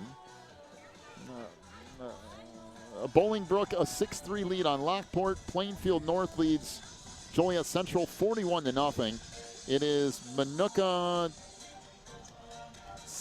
10-7 or 16-7. I can't tell which one is which. I can't read the writing. Lincoln Way East a 21-0 lead on Andrews. Providence wins over Lake Forest Academy in a 2-0 forfeit. That's interesting. Lamont a 10-0 win or lead over Hillcrest. Bradley leads Lincoln Way Central 14-0. Plainfield South and Plainfield East are tied at 3. Moments leads Watsika 14-8. Brother Rice and Mount Carmel are tied at 7. Oswego leads Oswego East 7-0. So one more time, the Interstate 8, Herscher a 14-0 lead on Sandwich. Piatone 42-0 on Westmont. Streeter 7-6 over Mantino. Reed Custer a 15-8 lead on Seneca. And Dwight 8-0 over South Newton. That's what we've got from around the area. That is the only one I'm surprised about is Streeter. That's the IHSA scoreboard brought to you by Oda Kirk, Allred, and Associates in Joliet. All right, let's take a break. We'll come back with, I guess we'll get you set for the second half. This has been like a 3-hour halftime show. We'll be back here in just a moment. You've been listening to the Ricchetti's Cafe and Pizzeria halftime show. Ricchetti's open till midnight or later every night in Coal City. Back here in just a moment with the second half of the Christian Internet Sports Network. If you're looking for more information on Wilmington Wildcats football, then check out the Catbackers every Wednesday at 7 at Tuffy's. Each week, Coach Reentz goes over game film, takes questions from the audience, and presents the Offensive and Defensive Player of the Week awards. Plus, you'll get to hang out with other Wildcat fans and get the inside scoop on next week's game. So be sure to check out the Catbackers every Wednesday at 7 at Tuffy's.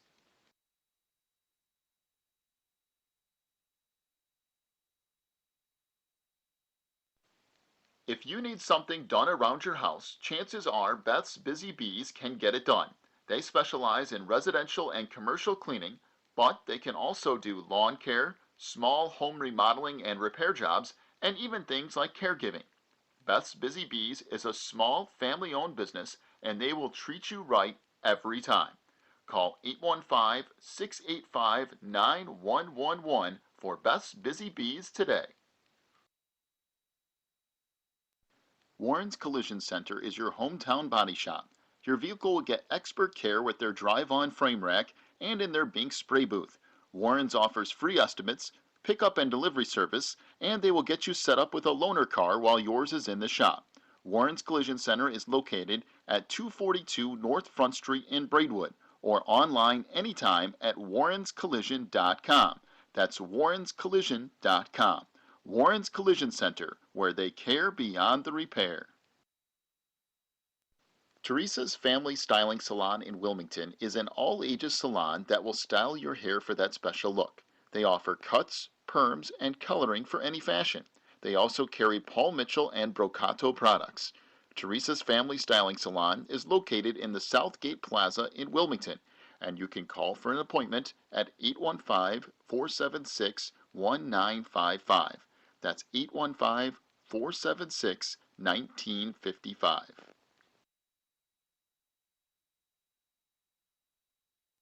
Ricchetti's Cafe and Pizzeria in Coal City is all about relaxing with family and friends while sharing an authentic Italian festival of food. They are the home of the Chicago-style deep dish pizza, but they also have a full menu including pastas, burgers, salads, and more. Check out all of their daily specials too online at ricchettis.net. Ricchetti's Cafe and Pizzeria is at 375 South Broadway in Coal City, and they are open till midnight or later every night. Stop in for an authentic Italian experience at Ricchetti's.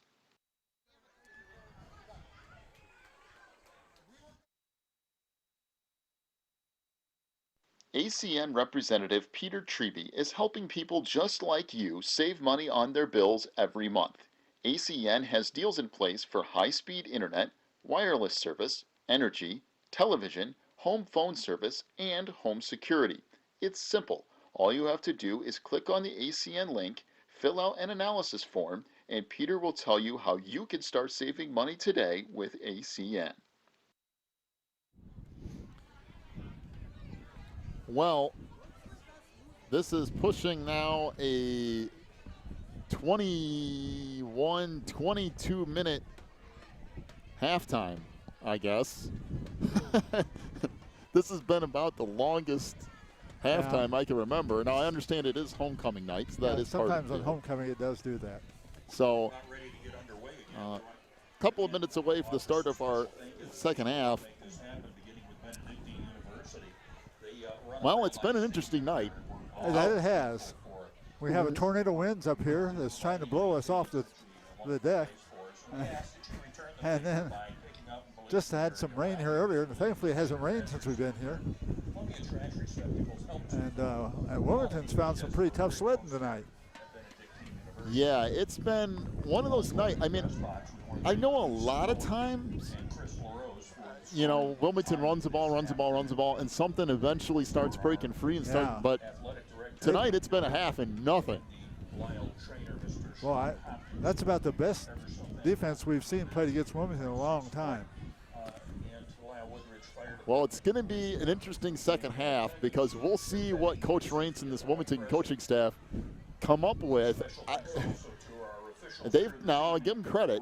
They've tried the misdirection once with the double handoff. They went to the I formation to try to something different. That didn't work.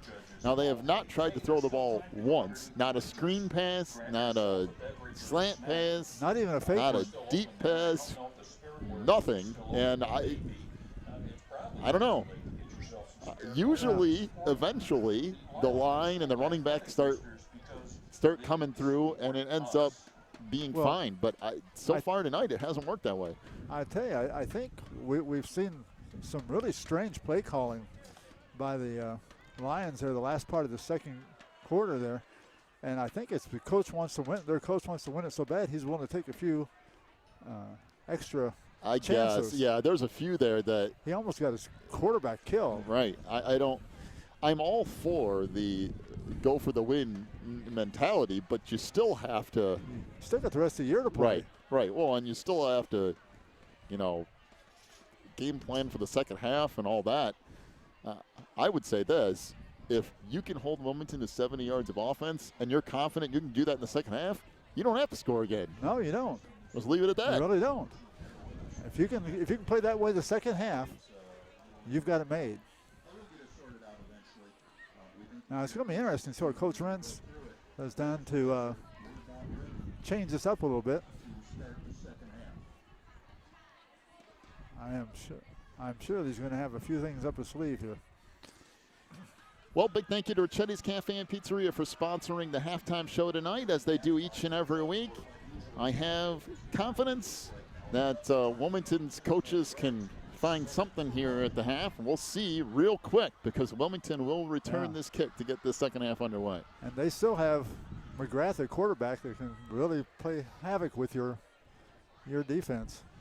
So Tyler Holcomb and Dustin Kelly back at the Wilmington 5-yard line. Mark McGrath will approach, and the line drive kick bounces down to the 3-yard line, across the 10, 15, 20, and out across the 25, still going to the 30, and almost breaking it was Dustin Kelly. Wow, I mean, that was close. It looked like he was bottled up at the 20, but he managed to break a couple of tackles, and Wilmington will have it 1st and 10 from their own 38-yard line. Well, Jeff Treadman has not put the ball in the air one time tonight, although that has not been a rarity this year for sure. No, it's not. But we'll see what the Cats do here. Now, knowing Barry tends to say, we're going to keep running this thing, and eventually it's going to work. And maybe he's right. We'll find out shortly. 1st and 10 for the Cats from their own 38-yard line. Just underway, second half, a 7-0 lead for Lisle. And the handoff goes on basically a misdirection for the Cats. Underneath to Owen Weaver. They brought Kelly in motion, faked the pitch back to him, and then took Weaver off the other wingback position and ran him underneath.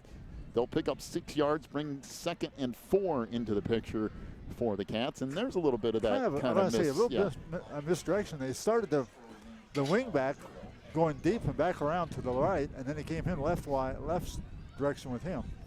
Second down and 4. Handoff right side. This is Dustin Kelly out to midfield, and there's a flag down. Well, that's not going to help the situation. And Wilmington moving the football, but that's going to be a hold. I can't imagine what else it could be. It is. Oh, boy. Yeah. Well, it would have been a first down. Instead, it's going to be second down and about 14 or so. At least a good 13. And for running offense, that is poison, pure poison.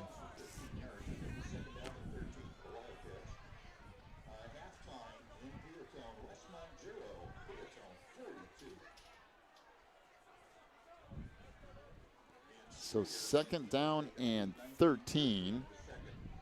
Well, that does not help the cause for the Cats, shooting yourself in the foot. And back to the double wing they go.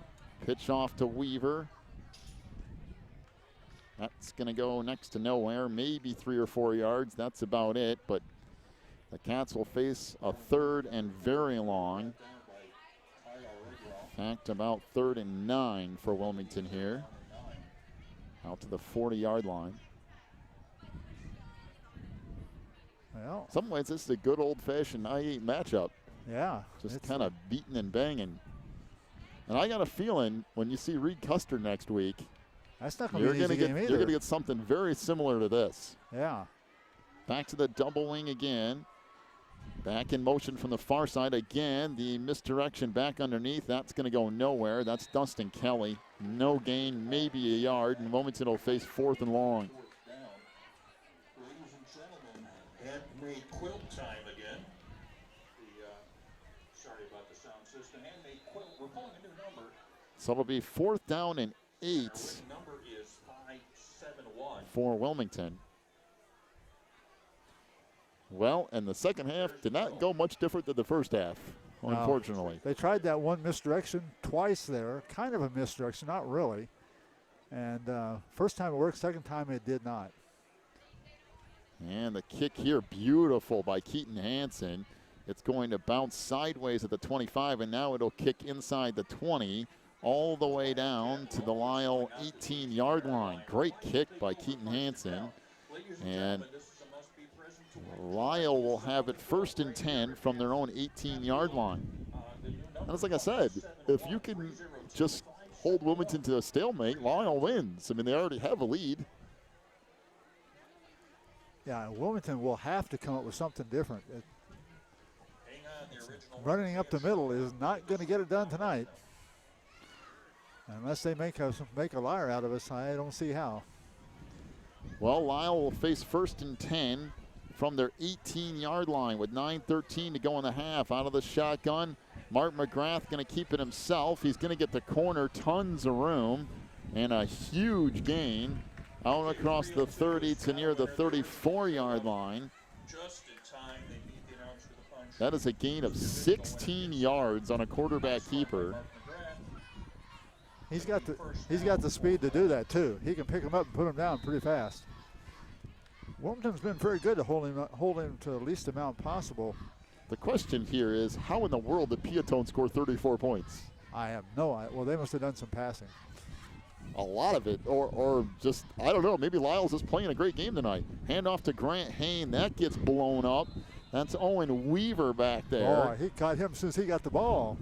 A loss of 3 yards. It'll bring up 2nd down and 13 for Lisle. That was a great job defensively by the Cats. Overall, the Cats, except for one play in the first half, that 50-yarder pass, really played a good first half of defense as well. I mean, the 2 defensive units have really stood out tonight. So trips receivers to the far side, one back to the near. Out of the shotgun is Mark McGrath. Receiver in motion from the far side. McGrath going to keep it, and he's going to get another big chunk of yards out to the 40-yard line. Wilmington did a nice job of reading the run by Grant Hain, but nobody is staying with Mark McGrath. Nobody. I mean, somebody out there has to keep an eye on him, I would think. That's a gain of roughly 11. It'll bring up 3rd and 3 for Lisle. Boy, McGrath has carried the ball twice for as many yards, both times, as he got in the whole first half. He's got 16-11. He only had 10 yards and 4 carries the first half. So again, 2 receivers back to the near side. McGrath out of the shotgun here. Takes the snap, going to keep it himself, and he might have it. It depends on the spot here. Well, it depends on where they mark it. He is going to be short. So it'll be 4th down and, well, I don't know, maybe, I don't know, I think I might measure that. I'm only going to say 4th down. Well, if you're Lisle, go for it. I mean, Wilmington has moved the ball on him so far. Why not? I'd push everything in the middle of the table and say, here it is. Here it is. Yep. I mean, the way they played defense tonight, they can take that kind of chance. The problem is, though, that McGrath has been out of the shotgun the entire time tonight. So on 4th and a yard, that might not be so advantageous. So McGrath out of the gun again. No, he's under center now. He's under center. They moved him up under center. Wilmington going to try to smash everything up the middle here. And Lisle trying to draw him off sides. Well, let's see if they actually snap it, and they won't, as Lisle will use a timeout. Boy, the right end on Wilmington almost jumped offside. It just about worked. All right, timeout to Lisle. 6:46 to go in the third. 7-0 the lead for the Lions. Back with more football in a moment here on the Christian Internet Sports Network. Pro Real Estate is a family-owned business established in 1983. Its staff and sales agents work in all areas of real estate sales, from first-time home buyers to experienced investors. Located at 506 South Water Street in Wilmington, clients are welcome to stop by to discuss their real estate needs or visit our website at pro-homes.net. For a private consultation, contact us at 815-476-7916. All right, so 4th down and a yard for Lisle, and I believe they're going to punt it away. They're at least in punt formation. Wilmington is keeping everybody in tight just in case. McGrath will kick it here. Beautiful kick. Taken at the 22. And Tyler Holcomb will return it out to the 28-yard line.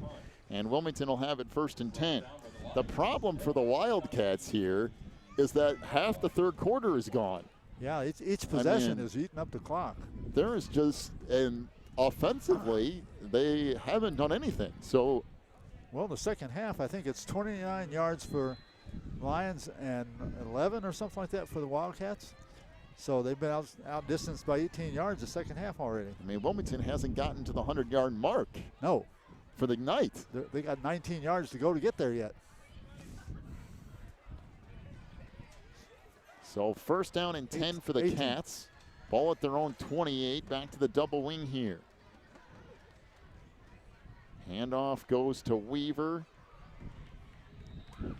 And a gain of maybe 3. Just off tackle, off the left side, out of the double wing. Yeah, they might, I'll say 3. 2nd down and 7 upcoming for Wilmington.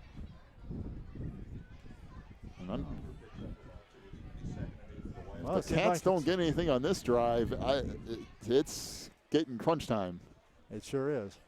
And when you get crunch time, they can back up and play defense against the pass, and we're not good at passing. So 2nd down and 7, and here's Treadman dropping back to pass. Fires far side, caught across the 40 out to the 43-yard line. Nice pass from Jeff Treadman. Believe it was, is that Dustin Kelly on the reception? Pass goes to number 20. And he will pick up about 9 yards. And Wilmington will have it 1st and 10 from the 41-yard line, almost the 42. That one pass alone will make them think. And there is no problem with that kind of stuff. Throw 5 yards at a time, that'll work. Whatever you got to do to loosen it up a little bit, that's fine. We've made defense too easy for them tonight. 1st and 10 for the Cats from their own 42-yard line. Back to the double wing again. And the handoff up the middle, almost breaking that, is the fullback. It's Owen Weaver, excuse me, up the middle. Almost broke that. He'll pick up about 4 yards to bring up 2nd down and 6 here for Wilmington. Now somebody got a shoestring on him and tripped him up. He was headed out of there. All right, 2nd and 6 for the Cats from the Wilmington 45-yard line. Double wing again. Handoff near side. Decent-sized hole, but it closed relatively quickly.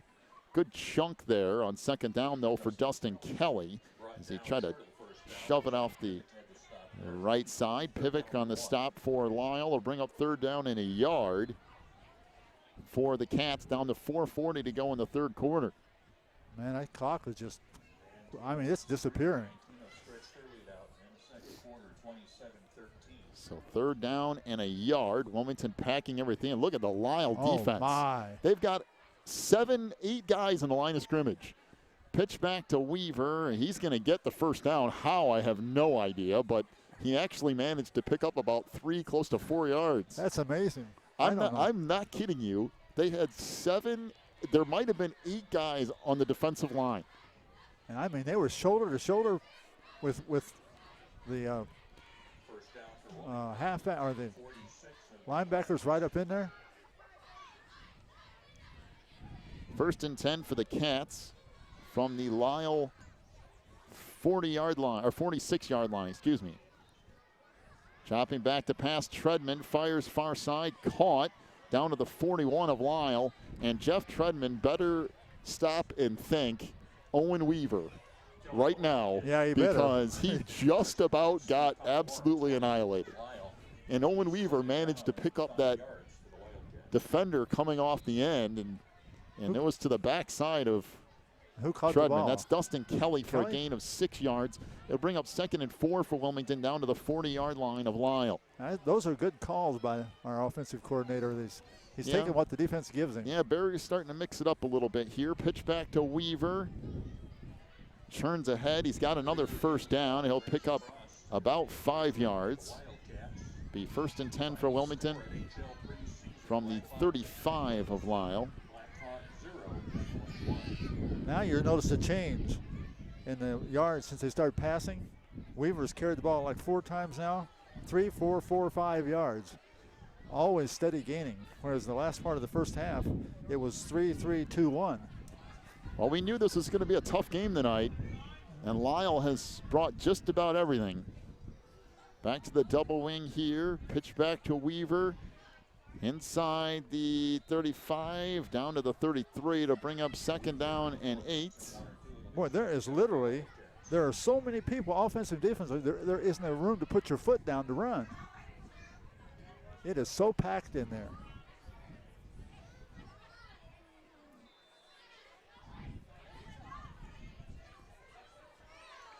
So 2nd and 8 for Wilmington. Look at that clock. It's down to 2:30 in the 3rd quarter. It's going to be the fastest game we've been in, I don't know when.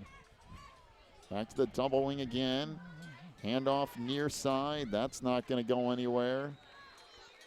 Unbelievable. We'll bring up 3rd down and 6 after a gain of 1 yard or 2 for Dustin Kelly. And I can't believe we keep pounding in the middle all the time. There is nothing in there. Down to 2:05 to go in the 3rd quarter. Wilmington still trails 7-0. And they've moved the ball a little bit here, but again, moving it from the 40 to the 40 or 30 to the 30 hasn't particularly been an issue. It's after that. Handoff to Weaver coming around the middle, and he is going to get the 1st down to the 25 of Lisle. And that's just pure effort by Owen Weaver. He'll pick up 6 yards and a Wilmington 1st down to the Lisle 25. That was individual effort right there. I'm going to tell you something, though. I like this kind of football. I like watching them beat and bang in a 7-0 game every now and then. Nothing wrong with that. It's I think it's kind of fun. 2 teams playing hard football. I mean, they're really going nose to nose at it right now. Lisle has come, you can tell, loaded. Yeah, they were ready everything for this game. They put their whole season right here. Handoff to Weaver coming back underneath. Almost broke it free. Down to the 15 to the 14. And finally tackled on the play by Jared Hunter. I mean, he was hanging on, desperately hanging on. Now Weaver had his back to the goal line the last part, just turning backwards, taking the guy with him. He was hanging on. 1st and 10 for Wilmington from the 14-yard line of Lisle. Back to the doubling again. Kelly and Weaver with Josh Jones at fullback. Right side, Kelly down to the 10-yard line, picks up about 4 yards on first down. Boy, that's some hard yards for a kid that's not really all that big. Yeah, you're right. I don't know how big Kelly is, but he's not a big fella. He's 5'9", 150 pounds. Oh, that's a small guy. But he runs much bigger than that. By the way, the fullback is Josh Jones at 6 foot, 225 pounds. So Wilmington trying to stack it up a little bit here and get almost like an extra lineman in that backfield. 2nd and 6 from the 10. Handoff to Weaver underneath. Breaks a tackle. Still going. Reaches for the goal line and scores. There it is. Touchdown Wilmington. Owen Weaver broke 3 or 4 tackles and eventually ends up in the end zone. And Wilmington an extra point away from tying this game up with 12 seconds to go in the third. Now, kicking tonight can be an absolute nightmare with this wind. And this is a very important extra point because we might not have another score.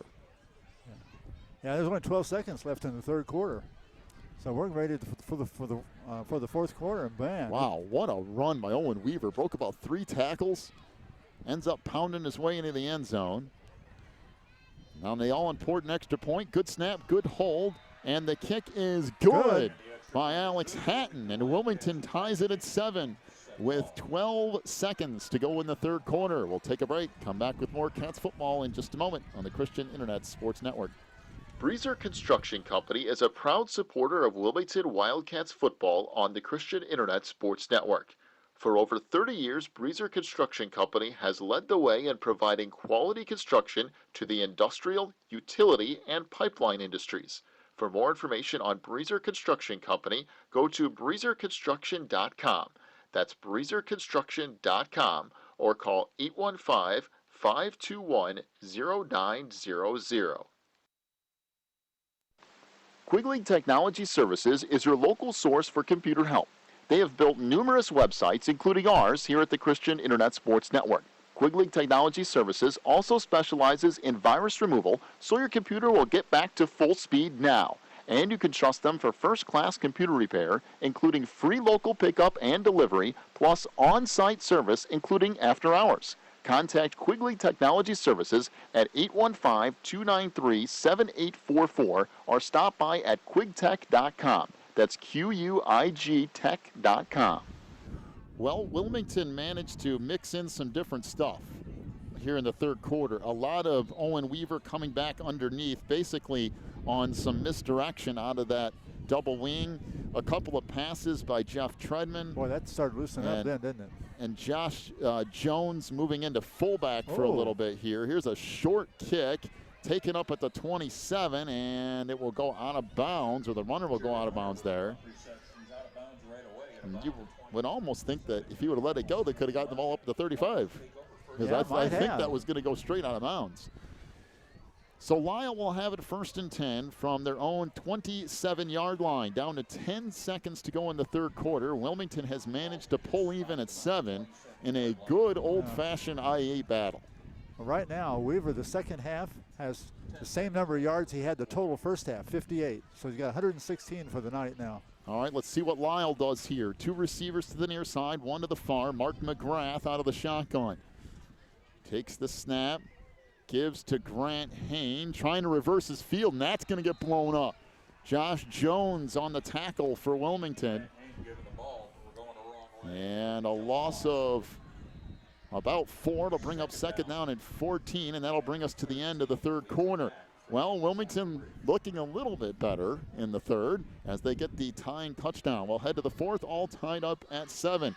You're listening to Wilmington Wildcats football here on the Christian Internet Sports Network.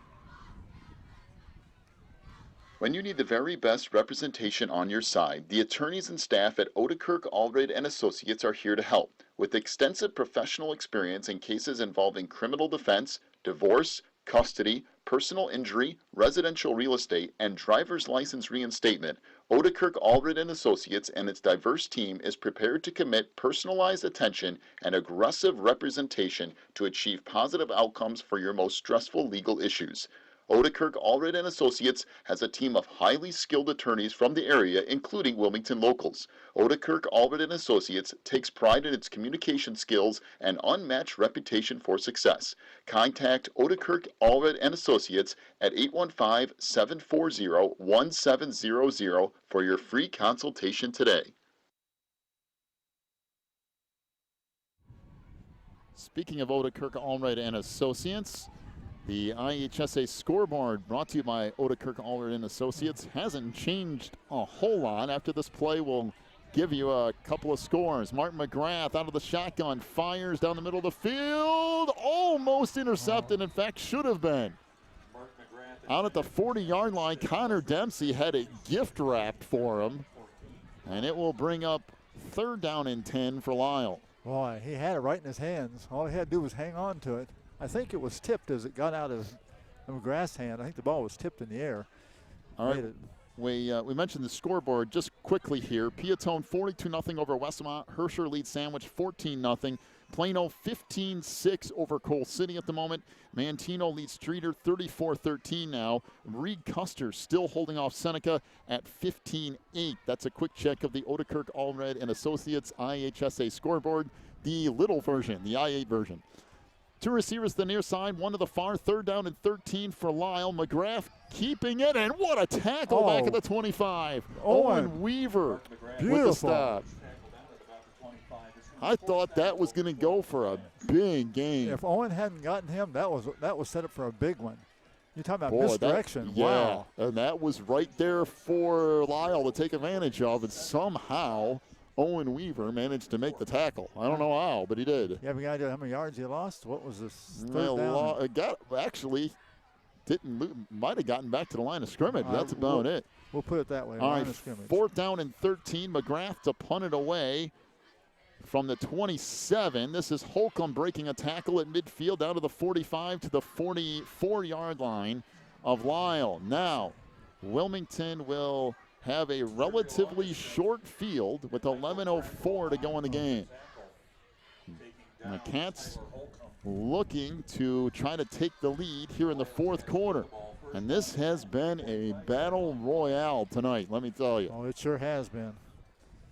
And don't let that Piatone game fool you last week. This Lisle team can play. I don't know what happened with that game last week, but I guarantee you this Lisle team is much better than that. Back to the double wing for the Cats. 1st and 10 from the 45. Treadman drops back to pass. Fires down the middle of the field. Has a receiver. Caught! 10, 5, into the end zone. Yes! 1-yard line. Caught on the play by guess who? 6'1", 205-pound junior Sam Jones. That is a big boy to be rolling down the field. Sam Jones. To catch that, and I mean, he was open down at the 15. That was a beautiful throw by Jeff Treadman. Beautiful throw by Jeff Treadman, and I thought Sam Jones was going to carry everybody into the end zone. He just about did. I can't find Jones on my roster here. I thought maybe he got in, but they marked him inside the 1-yard line. Well, I don't think he's ever caught a pass, as far as I know. He was wide open. 1st and goal from the 1. Treadman pitches it back, and a touchdown for Owen Weaver. 1-yard touchdown run for Wilmington's Owen Weaver, and that will make it 13-7 Wilmington with 10:35 to go in the 4th quarter. And again, though, a very important extra point coming up here for Alex Hatton in the special teams. Dustin Kelly will get set to snap it. Treadman will hold, and Alex Hatton on to attempt what is a very important extra point. What is Sam Jones' number? 99. Oh, I had him as James Jones. That's why. Good snap. And Treadman drops the football and has to throw it over to the sideline. Well, that is a huge break for Lisle should they get into the end zone. Well, that could be a problem, and could be a problem shortly if Lisle manages to score. 10:35 to go in the game. 13-7 is the lead for Wilmington. We'll take a break. Come back with more Cats football in just a moment on the Christian Internet Sports Network. If you're looking for more information on Wilmington Wildcats football, then check out the Catbackers every Wednesday at 7 at Tuffy's.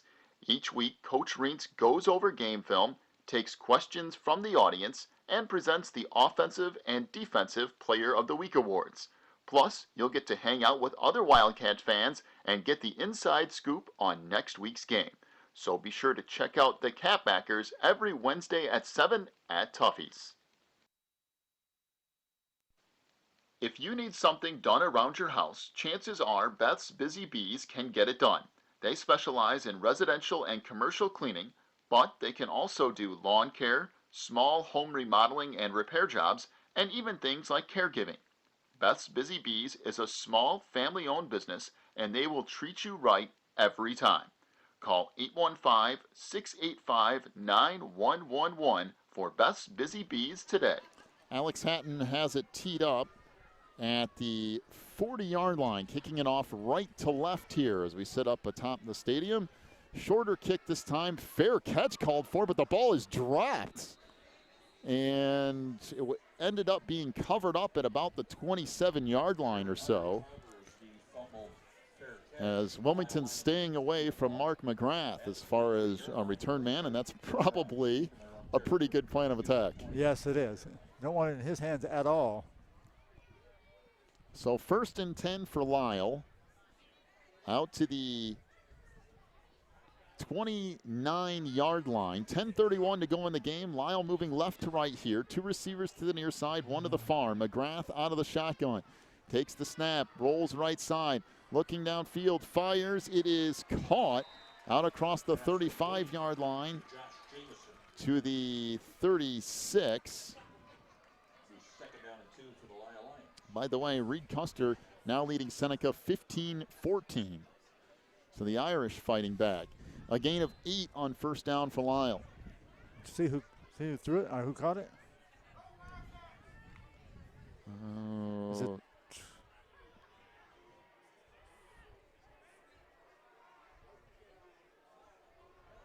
I'll get a look at it here again and I'll let you know. Handoff.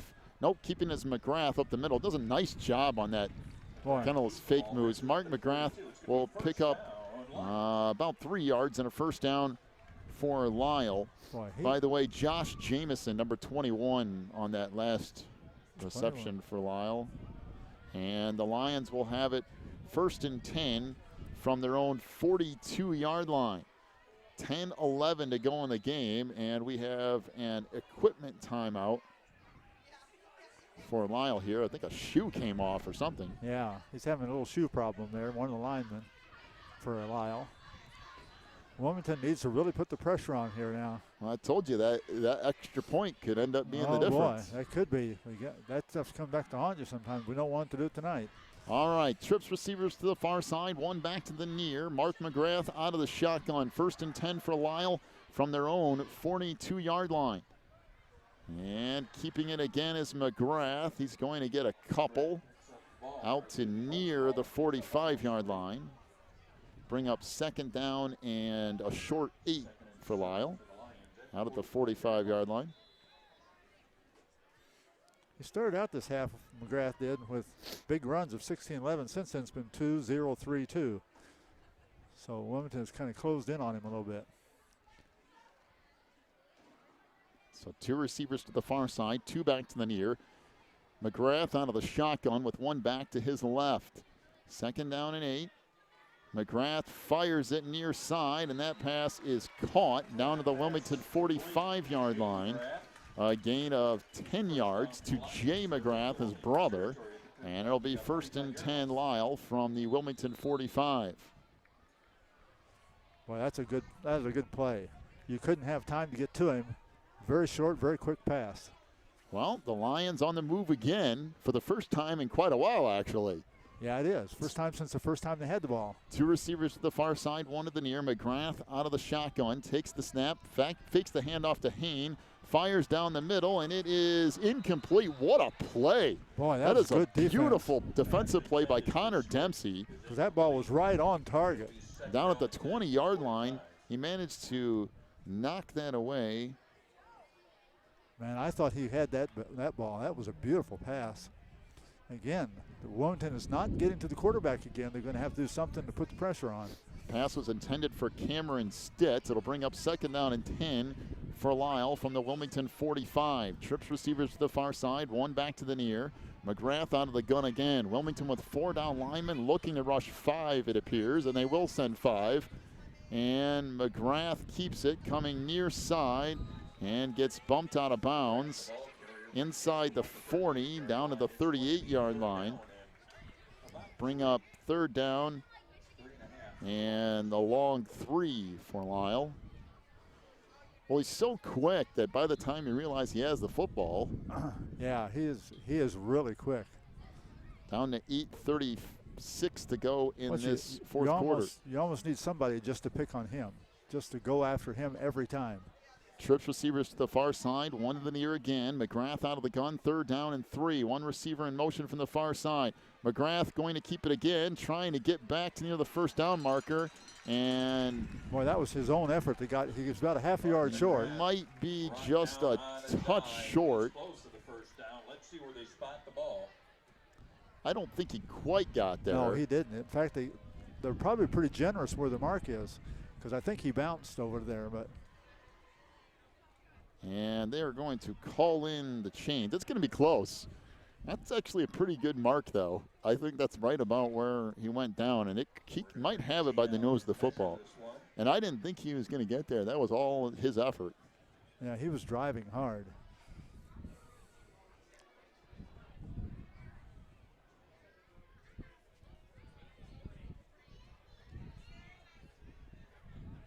It is just short. Looks like Lisle short by 1.5 inches. Well, and obviously you go for it here on 4th and about an inch. Yeah. The announcer said it was short 1.5 inches. I don't know what happened up at Plano, but it seems like they've had an awakening or something. They lead Coal City 22-6. Really? Jeez. What are they throwing down there? I think they're T-shirts. I think. So here we go. T formation, 4th down and an inch. McGrath keeps it, and I don't know. I don't think he got it. I lost him, to be quite honest with you. Yeah, I think they made him right head up. All he needed was an inch, though. So if they moved the ball at all. I'm telling you, he didn't. If he did, he only got an inch or so, because it was right head up. I don't know. You're going to have to measure it again, aren't you? Yeah, they're going to have to. Does that ball look any different than the last? Well, maybe. We're going to measure it again. I think he got it. He might have. I'm gonna again put everything in and say he got the ball by a nose. But I'm telling you, this is close. Boy, that was a great play by the defense. Reds 3. And it is a 1st down for Lisle. And not by much. And what I put on there, 0 yards, 1 inch. It does look like the ball is moved up a fraction from where it was, but he didn't get much. That's it's a pretty good spot. I think that's right about where he was. And we have a timeout to Wilmington. As Lisle will have it 1st and 10 from the Lisle 35-yard line. 8:18 to go in the game. Wilmington leads at 13-7. Let's take a break. We'll come back with more Cats football in just a moment here on the Christian Internet Sports Network. Warren's Collision Center is your hometown body shop. Your vehicle will get expert care with their drive-on frame rack and in their Bink spray booth. Warren's offers free estimates, pickup and delivery service, and they will get you set up with a loaner car while yours is in the shop. Warren's Collision Center is located at 242 North Front Street in Braidwood, or online anytime at warrenscollision.com. That's warrenscollision.com. Warren's Collision Center, where they care beyond the repair. 13-7 is the lead for Wilmington here with 8:18 to go in the game. But Lisle just got a first down at the Wilmington 35-yard line. So the Lions are moving the ball again. Just checking the IHSA scoreboard, or at least the I-8 version, brought to you by Odekirk Allred and Associates. Reed Custer now losing to Seneca. What? Oh, no. 20-15, Seneca over Reed Custer. You can't do that. Plano leads Coal City 22-6. Back to the action here. 1st and 10 from the 35. Dropping back, McGrath fires down the far sideline. Caught inside the 10 to the 5. Touchdown, Lisle. Boy, that was way too easy. And I mean way too easy. Josh Jameson could have probably just sat down and caught the ball. I don't think there was anybody within 15 yards of him. At least when the ball was thrown anyway. Well, now that missed extra point from Wilmington is huge. And that's just what we said a few minutes ago. Well, Mark McGrath on to attempt the extra point. He can do this. We've already seen this once tonight. Wilmington really needs a block or something here, or they're back to being in trouble. A little bit of a high snap, and the kick is good. And Lisle leads it 14-13 with 8:10 to go in the game. Well, we'll take a break. We'll come back with more Cats football in just a moment on the Christian Internet Sports Network. Teresa's Family Styling Salon in Wilmington is an all-ages salon that will style your hair for that special look. They offer cuts, perms, and coloring for any fashion. They also carry Paul Mitchell and Brocato products. Teresa's Family Styling Salon is located in the Southgate Plaza in Wilmington, and you can call for an appointment at 815-476-1955. That's 815-476-1955. Racchetti's Cafe and Pizzeria in Coal City is all about relaxing with family and friends while sharing an authentic Italian festival of food. They are the home of the Chicago-style deep dish pizza, but they also have a full menu, including pastas, burgers, salads, and more. Check out all of their daily specials, too, online at racchettis.net. Racchetti's Cafe and Pizzeria is at 375 South Broadway in Coal City, and they are open till midnight or later every night. Stop in for an authentic Italian experience at Racchetti's. Well, Wilmington gets the go-ahead score, manages to miss the extra point. Actually, they never even really had a chance to kick it. This one's going to bounce down on the kickoff, down to the 3, picked up by Dustin Kelly, out to the 20, and returns it to the 23-yard line. So Wilmington will have it there, 1st and 10. The problem was that immediately after Wilmington scored a touchdown, the defense just let Lisle go straight down the field. Lisle hadn't moved the football very much since the first quarter, but in the fourth quarter, they went straight down the field. Well, once again, the second half, they have stopped the extra rusher from coming in. There's been no pressure on the quarterback again. Well, it's all down to the Wilmington offense. 8 minutes to go, and Wilmington needs to mount a long drive that ends in points. It doesn't necessarily have to be a touchdown, but we've seen tonight that the kicking special teams has been less than stellar. So, yeah, a tough one. You'd like to say you'd rather have a touchdown, I do believe. And the handoff, Dustin Kelly on the little misdirection up the middle that they had been running with Owen Weaver. This time goes to Kelly. A gain of 5 yards. It'll bring up 2nd down and 5 for Wilmington from the Wildcats' 27-yard line. 2nd and 5 for the Wildcats. Well, we said there will be a couple of times during the year where you'll discover kind of what the team is made out of. This is one of those things. You see how you bounce back from a couple of different adversities tonight. Back to the double wing. Treadman drops back to pass, looking left side. And he's going to throw it away, which is actually a pretty good decision because he almost lost a whole bunch of yards. Under pressure, the pass is incomplete. Going to be 3rd down. So it'll bring up 3rd down and 5 for Wilmington from their own 27-yard line. Here's the problem for the Cats. If they don't get a 1st down here and they're forced to punt, Lisle could very well just run out the clock. Yes, they could. I mean, they used a good chunk of clock on the last drive. Wilmington normally takes a long time to get down the field a lot of times. They can't hardly afford to give up the ball here. And we ask that you help return the favor by cleaning up after yourself after the game. Pick up the So 3rd down and 5 for Wilmington from their own 27-yard line. Boy, this is a big play here tonight. Pitch back to Weaver, and there's nothing there. Weaver's still trying, but there's just nothing. Gain of a yard to bring up 4th down and 4 for Wilmington, and that is big-time trouble because we're down to 7 minutes left, and Lisle's going to get the ball back.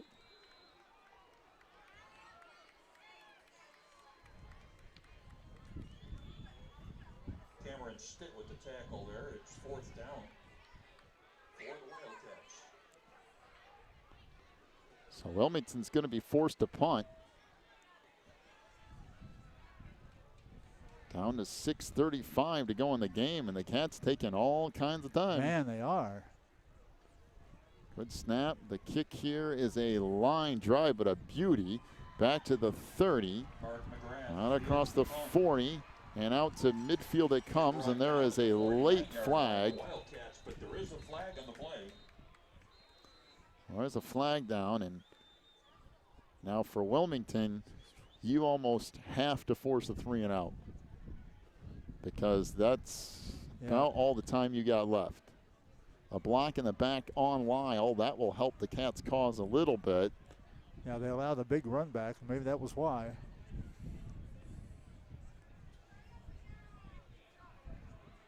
But holding call against the Lions. That's going to cost them 15 yards. the Wildcats are in all kinds of trouble. 1st and 10, Lisle from their own 43-yard line. 6:20 left. The Cats need something big. They need a turnover, and they need something here. They certainly do. 6:20 left. Boy, they're running out of time. And give Lisle credit. They could have, gone away when Wilmington took that go-ahead lead, and they didn't. They came right back. So out of the gun, McGrath, everything packed in tight now.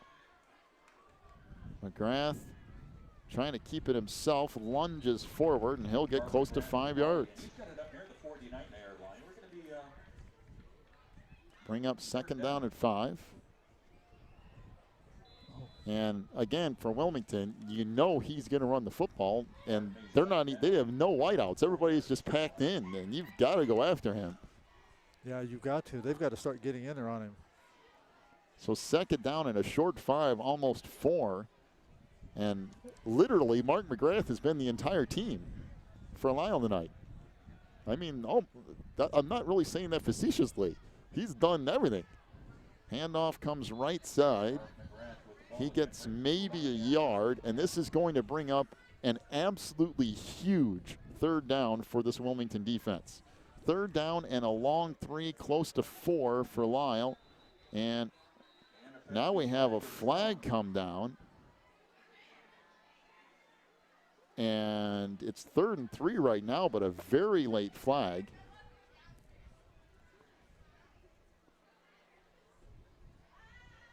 Let's see what this is. I don't know.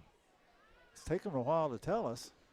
Well, I mean, Mark McGrath was in the middle of it, whatever it was, and the referee told him to go to the sideline. I don't know.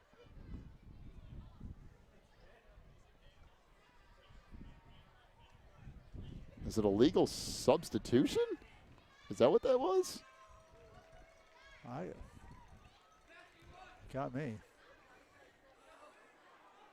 Well, it goes from 3rd and... Well, now, wait a minute. Is that an odd yardage? Wasn't it 3rd and 3?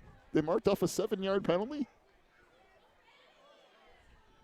It was just 3rd and 3 at the 50. Well, they marked off a 6-yard penalty. I think it was almost 4. Looks like a failure to wear required equipment penalty. I marked it down as 4 yards. That's odd. All right, 3rd down and close to 10 for Lisle. Out of the gun, handoff goes to Grant Hain, and that's going to go nowhere. Matter of fact, might have lost a yard.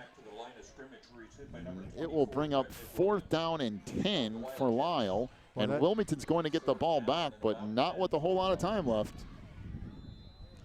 Down to 4:35 and counting here in the fourth quarter. Lisle still holding on to a 14-13 lead. Tyler Holcomb, Dustin Kelly back deep for Wilmington. And the Cats might have, well, that almost went over the head of McGrath. Beautiful punt, though. Taken by Holcomb back at the 25. And he'll go across the 30, 35, out to the 40-yard line. And Wilmington will have decent starting field position with 4:12 to go in the game. And this is it right here. This is really the last opportunity for this Wilmington offense. This is it. The one thing you can say is that they're going to have 4 downs every single time here. Oh, they marked it back to 39. And there's plenty of time here, but Wilmington does need to hurry up to the line in between plays. But still plenty of time to run pretty much whatever you want. 1st and 10 for the Cats from their own 39. Back to the double wing here. Handoff underneath. And that's going to pick up about 5 yards on the run by Owen Weaver. Bring up 2nd and 5 for Wilmington from the 44-yard line. Under 4 minutes to go. For the Wildcats in their own territory. Wilmington's not comfortable with running hurry-up offense, so this could get interesting real quick. Yeah, they could. 2nd and 5 for the Cats from the 44. They trail by 1 point. Handoff Kelly, and he will get close to another first down. Matter of fact, I think he's got it. A gain of close to 7 on that run by Dustin Kelly out to midfield. Down to 3:33 to go. Wilmington will have it 1st and 10 from the 50. First down and 10. Back to the double wing again. Handoff goes near side. Big hole. Weaver inside the 35. Down to the 34-yard line. And a gain of 16 yards for Wilmington on first down. It'll bring up actually almost 17 yards. 7:49 left in the game. The suffering's over for Westmont. Final score, Peatone 42. So 1st and 10 Wilmington from the 33 of Lisle. Down to 3:15 to go in the game. Handoff Kelly. He gets stacked up for a gain of a yard, maybe 2. There's not much there. Bring up 2nd down and 9 for Wilmington. For the Wildcats, it's going to be 2nd down and 8. And for the Cats, no need to get in a crazy hurry here. There's still 3 minutes on the clock. 2nd down and 9. Back to the double wing again. Handoff, Weaver cuts it back, breaks free, inside the 20, 15, down to the 10. Weaver inside the 10-yard line, and finally shoved out of bounds. A gain of about 24 yards on that run by Owen Weaver. Inside the 10-yard line, and You realize he's run 41 yards the last 2 times he's had the ball? And Lisle is going to take a timeout, which is actually a really smart move by the Lions. Yeah, it really is, because they need the chance to regroup themselves and get ready to try to put a goal line stand-up on Wilmington. All right, 2:36 left. Don't go anywhere. We've got a good finish coming up. 14-13 Lisle. Back in just a moment with more Cats football on the Christian Internet Sports Network. ACN representative Peter Treby is helping people just like you save money on their bills every month. ACN has deals in place for high-speed internet, wireless service, energy, television, home phone service, and home security.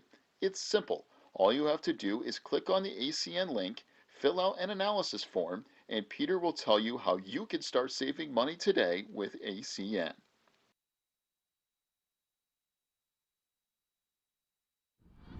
First down and goal for Wilmington. The ball inside the 10-yard line at just about the 8.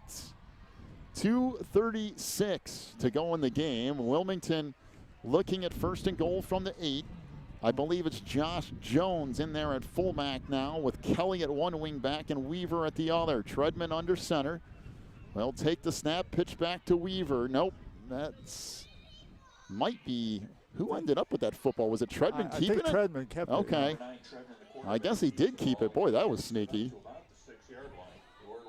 So a gain of a couple yards, give him almost 3. The ball just inside the 6. Bring up 2nd and goal from there. Well, if you're Wilmington, do you dare try to kick a field goal? I don't know. I don't know either, as iffy as that been tonight. So 2nd down and goal from the 6. Pitch back. Weaver slams down to the 3-yard line. And the clock continues to roll. Well, if Wilmington can score here, they need to run that clock down as far as possible anyway. So that's good. Oh, boy. This is about as nervous as I've been in I don't know how long. Oh, this is terrible. Down to 1:35 to go. Wilmington knocking on the door, but there is nothing for sure from here, even if they try to kick a field goal. It's extra point distance, but we've seen how that's gone wrong tonight. So 3rd down and goal from just inside the 3, almost the 2. Pitch back. Weaver in for the touchdown. Owen Weaver off the left side goes in for the touchdown run with 1:15 left. Wilmington leads at 19-14, and now the Cats are going to be forced to go for 2. So Wilmington will go for 2 here. Yeah, it won't do any good to just have an extra point. They could still get you with a touchdown, so you're going to have 2. I'd almost think if you're Wilmington, it's worth taking a timeout over to make sure you get the right play in there. Well, here we go. All-important 2-point conversion. Wilmington with the same lineup in there with Jones at fullback, Kelly and Weaver at wingbacks. Treadman under center. Pitch back to Weaver again, cuts it back, and he's going to get in for the 2. Wow, that was easy. And Wilmington goes up 21-14 with 1:15 left. What a drive by this Wilmington offense. We said you'd find out a lot about this team by how they fought back tonight, and you found out just that. The Lions showed their guts when they came back and scored again after Wilmington had taken the lead. Now Wilmington has come right back, shoved it back across, and the Wildcats have shown what they're made of. So, fantastic game. And long way from over. 1:15 left, and Mark McGrath can wing the football. So this is going to be an interesting finish here. The one thing for Wilmington is you're somewhat comfortable in the fact that even if they do score, now unless Lisle does something crazy like go for 2, and they just might. With McGrath, that wouldn't be a bad idea either. If he can't throw it, he can run it. By the way, be sure to stick around for our post-game show tonight, brought to you by Warren's Collision Center. Warren's, where they care beyond the repair, coming up in a little over a minute. We will go through your final scoring totals. We'll get you the last look at the IHSA scoreboard, brought to you by Odekirk Allred and Associates, and we'll talk to the head coach of the Wildcats, Jeff Rinks, as well. All that and more on the post-game show, brought to you by Warren's Collision Center over there in Braidwood, right across the street from McDonald's, where they care beyond the repair. But plenty of business to do before we get to that. 21-14 Wilmington, 1:15 left. Alex Hatton getting set to kick off here, right to left. And Hatton will kick it relatively deep. McGrath is actually going to end up with it at the 20. Out across the 30 to the 35-yard line with 1:09 left. Well, plenty of time left for Lisle here. 1:09 to go. And the Lions will have it 1st and 10 from their 35. And I believe, I'm trying to think of how, they have the Lions down to 1 timeout. So that doesn't help Lisle's cause too much. And although remember, in high school, the clock does stop on 1st downs. I say you have to go blitz the guys in and go after the quarterback. So Mark McGrath out of the gun, takes the snap, rolls right side, fires deep down the sideline. It is, almost intercepted. Wow, that was close. Went off the hands of actually Mark McGrath, who was out in a receiving pattern and almost picked off. Let's see who was out there in coverage. Boy, that was close. That's taking chances, but that's how they've scored before, taking chances. Matteo Lombardi actually breaking it up. 2nd and 10 for Lisle. And yes, they have made that change for the first time tonight. Jay McGrath out of this shotgun. We said you might see him. 2 receivers on either side. That means Mark is out there as a receiver. Jay jots back to pass, fires it far side, and it is incomplete as Jay got hit on the pass. It'll bring up 3rd down and 10 for Lisle, down to 56 seconds to go. I think I would bring everybody, the kitchen sink, the next door neighbors. Oh, yeah, and the cat too. Everyone. I don't like cats. 3rd down and 10.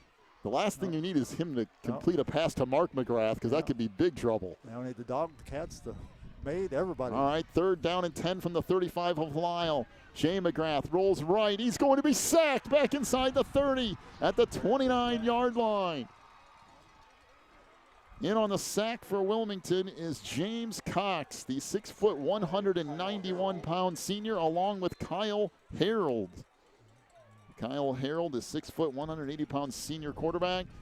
Now out of the backfield, this pass down the middle on 4th down is incomplete, and Wilmington's going to hang on. As Jay McGrath tried to launch one on 4th down with 29 seconds left, and it's going to fall incomplete, and Wilmington is going to manage to hang on to this victory. Well, they went back to going after the quarterback, and Hugh McGrath in there, he didn't have much of a shot at it, but they really put the pressure on it. Well, now all Wilmington has to do is take a knee, down to 29 seconds to go in the game. I tell you what, this has been a battle.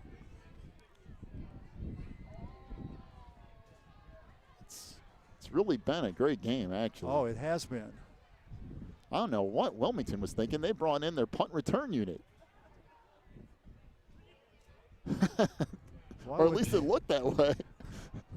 But they're just going to line up in a T formation and take a knee here, no matter what, it works out. As the snap and the knee taken by Jeff Treadman. I believe Lisle is going to use their last time out here to try to make Wilmington snap it one more time, just in case something goes crazy and a snap goes sideways or something. Boy, this is one of those games when you look back at the end of the year and you try to figure out how you got where you are and how you grew in certain spots. This is one of those games because the first half looked really ugly. And Wilmington didn't look, you're right, it didn't look good at all. Second half, they came out with a different determination, and they also did some going after the quarterback and mixed a few passes in there. And but the running game, you look at Weaver the second half, he must have 100 and some yards the second half.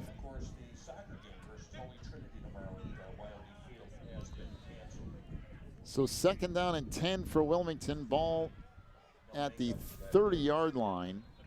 And Treadman went to take a knee, but we have a flag down. Oh, false start on Wilmington, I guess. How do you do that on a... Anyway, the second half, Weaver has 128 yards the second half. Well, and you can tell when Wilmington got down toward the last couple of minutes here, they just kept going to Weaver and kept going there because they were confident that if they needed a couple of yards, Owen could get it. And there's the knee taken by Jeff Treadman as the clock is going to run out, and Wilmington gets a huge win on the road at Lisle. And I mean, they had to work to get there. Mark McGrath and this Lisle Lions team came after it. And I'm telling you, Mark did everything in his power to try to get this win here tonight. Sure did. But Lisle comes up just a touch short. 21-14 is the win for Wilmington here tonight. Welcome into the post-game show brought to you by Warren's Collision Center. Warren's, where they care beyond the repair. Right across the street from McDonald's in Braidwood. We'll have your final scoring totals here tonight. We'll also take another look at the IHSA scoreboard brought to you by Odekirk Allred and Associates. And we'll talk to Coach Rintz tonight as well. Cats win at 21-14. Back with more on the post-game show brought to you by Warren's in just a moment on the Christian Internet Sports Network. Pro Real Estate is a family-owned business established in 1983.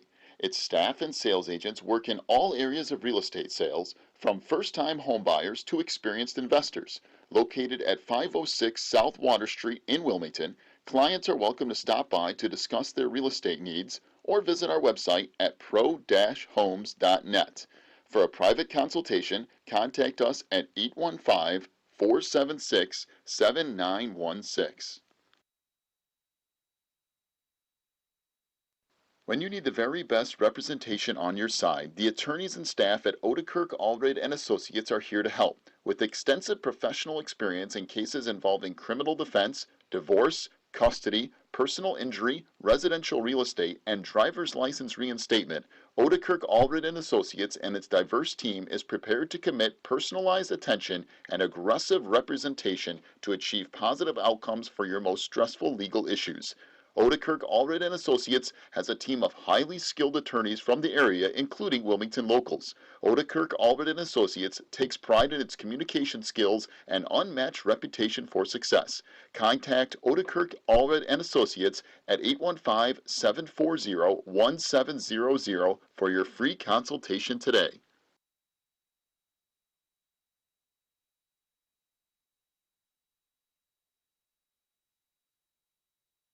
Heroin. I am Matt Baskerville. As a funeral director in Will County, I can tell you firsthand that I have seen results of heroin overdose. Plainfield Shorewood, 4 dead. Lockport, 5 dead. I am Reagan Freitag. As Wilmington's local prosecutor and Will County board member, I can tell you I have seen the trouble and hardships of addictions. Frankfort, Mokina, New Lenox, 6 dead. Bolingbrook, Romeoville, 6 dead. In Wilmington and Braidwood, heroin equals death or arrest. Wilmington, Braidwood, 8 dead. Thanks to efforts of our local police departments, that number has dropped from 8 deaths in 2015 to 2 deaths so far in 2016. If your family, your friend, or you are suffering from heroin addiction, there is help. Please call 815-476-1660 for more information. Help is only a phone call away. This ad is brought to you by the Wilmington Coalition for a Healthy Community in partnership with ONDCP and SAMHSA.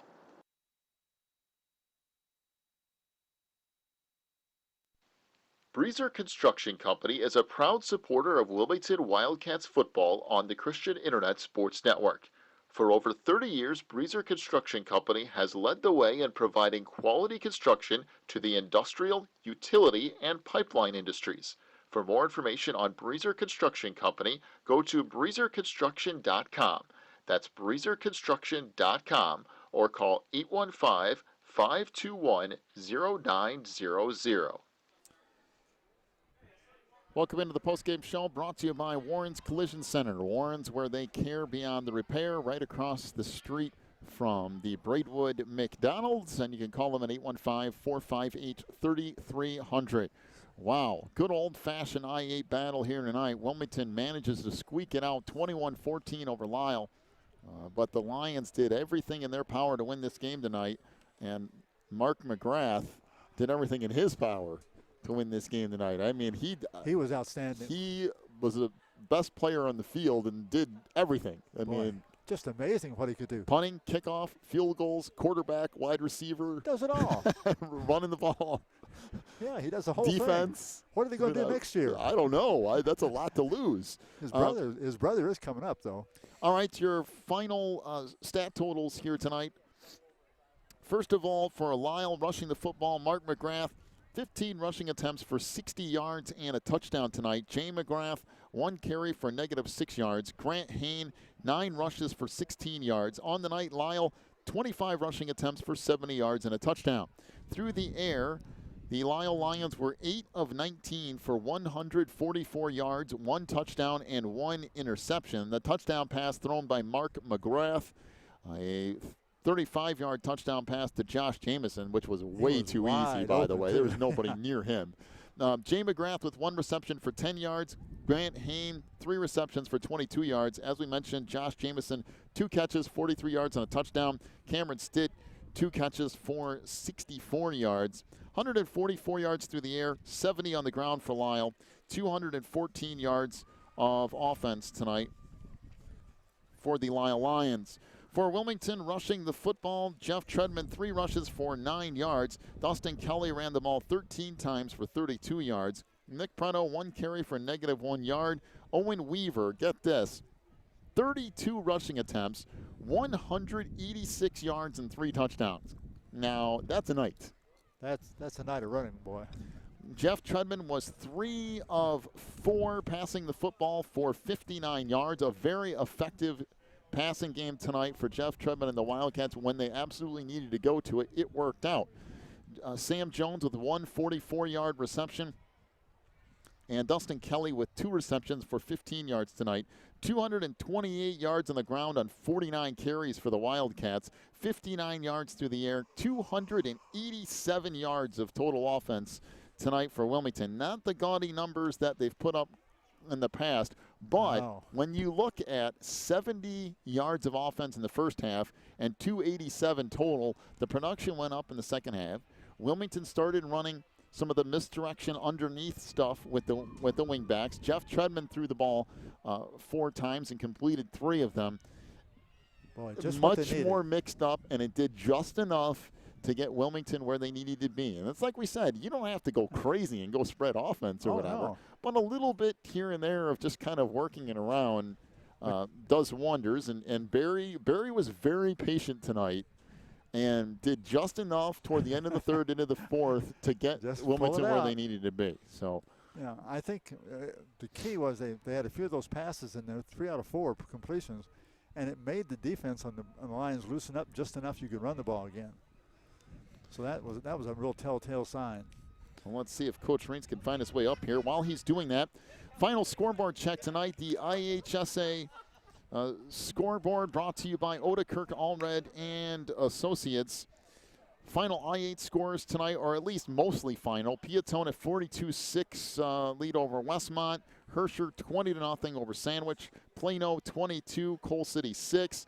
Mantino 34-20 over Streeter. It's now a final. Seneca defeats Reed Custer 26-15. That really aggravates me for some reason. Dwight 22-6 over South Newton as well. Some other scores that are not I-8 involved. DeKalb all over Morris tonight, 28-7. The Barbs are getting the Redskins. Bolingbrook a 13-3 lead on Lockport. Final tonight, Plainfield North 41-0 over Joliet Central. Romeoville a 21-13 lead on Minooka. What? How is that possible? Sorry, I know you're probably shocked at home wondering why I really care about Romeoville and Minooka, but that's Romeoville hasn't. I can't believe that they're beating Minooka, but whatever. Lincoln Way East 42-7, the final over Andrew tonight. Providence won in a forfeit in a weird thing, 2-0 over Lake Forest Academy. Lamont 20-0 over Hillcrest. Bradley 17, Lincoln Way Central 10. Plainfield South 17-3 over Plainfield East. Nazareth getting Joliet Catholic again. Really? Joliet Catholic Academy is 0-5. They're just about ready to be 0-6. They're losing 10-0 to Nazareth. Let's see, a couple more here. Brother Rice 21-14 over Mount Carmel, and Oswego a 7-0 lead over Oswego East. Again in the I-8, Herscher 20-0 over Sandwich. Peatone 42-6 over Westmont. Plano 22, Coal City 6. Mantino 34-20 over Streeter. Seneca 26-15 over Reed Custer. That's our final look at the IHSA scoreboard, brought to you by Odekirk Allred and Associates. We'll talk to Coach Jeff Rinks here in a moment on the postgame show, brought to you by Warren's Collision Center, where they care beyond the repair, right across the street from McDonald's there in Braidwood. As Coach Rinks will join us here on the postgame show. And boy, Coach, that was one of those old-fashioned I-8 kind of beat and bang a little bit of passing in there, but every now and then it's good to have one of those kind of games. Well, I guess. No, it was. I mean, first off, credit to Lisle.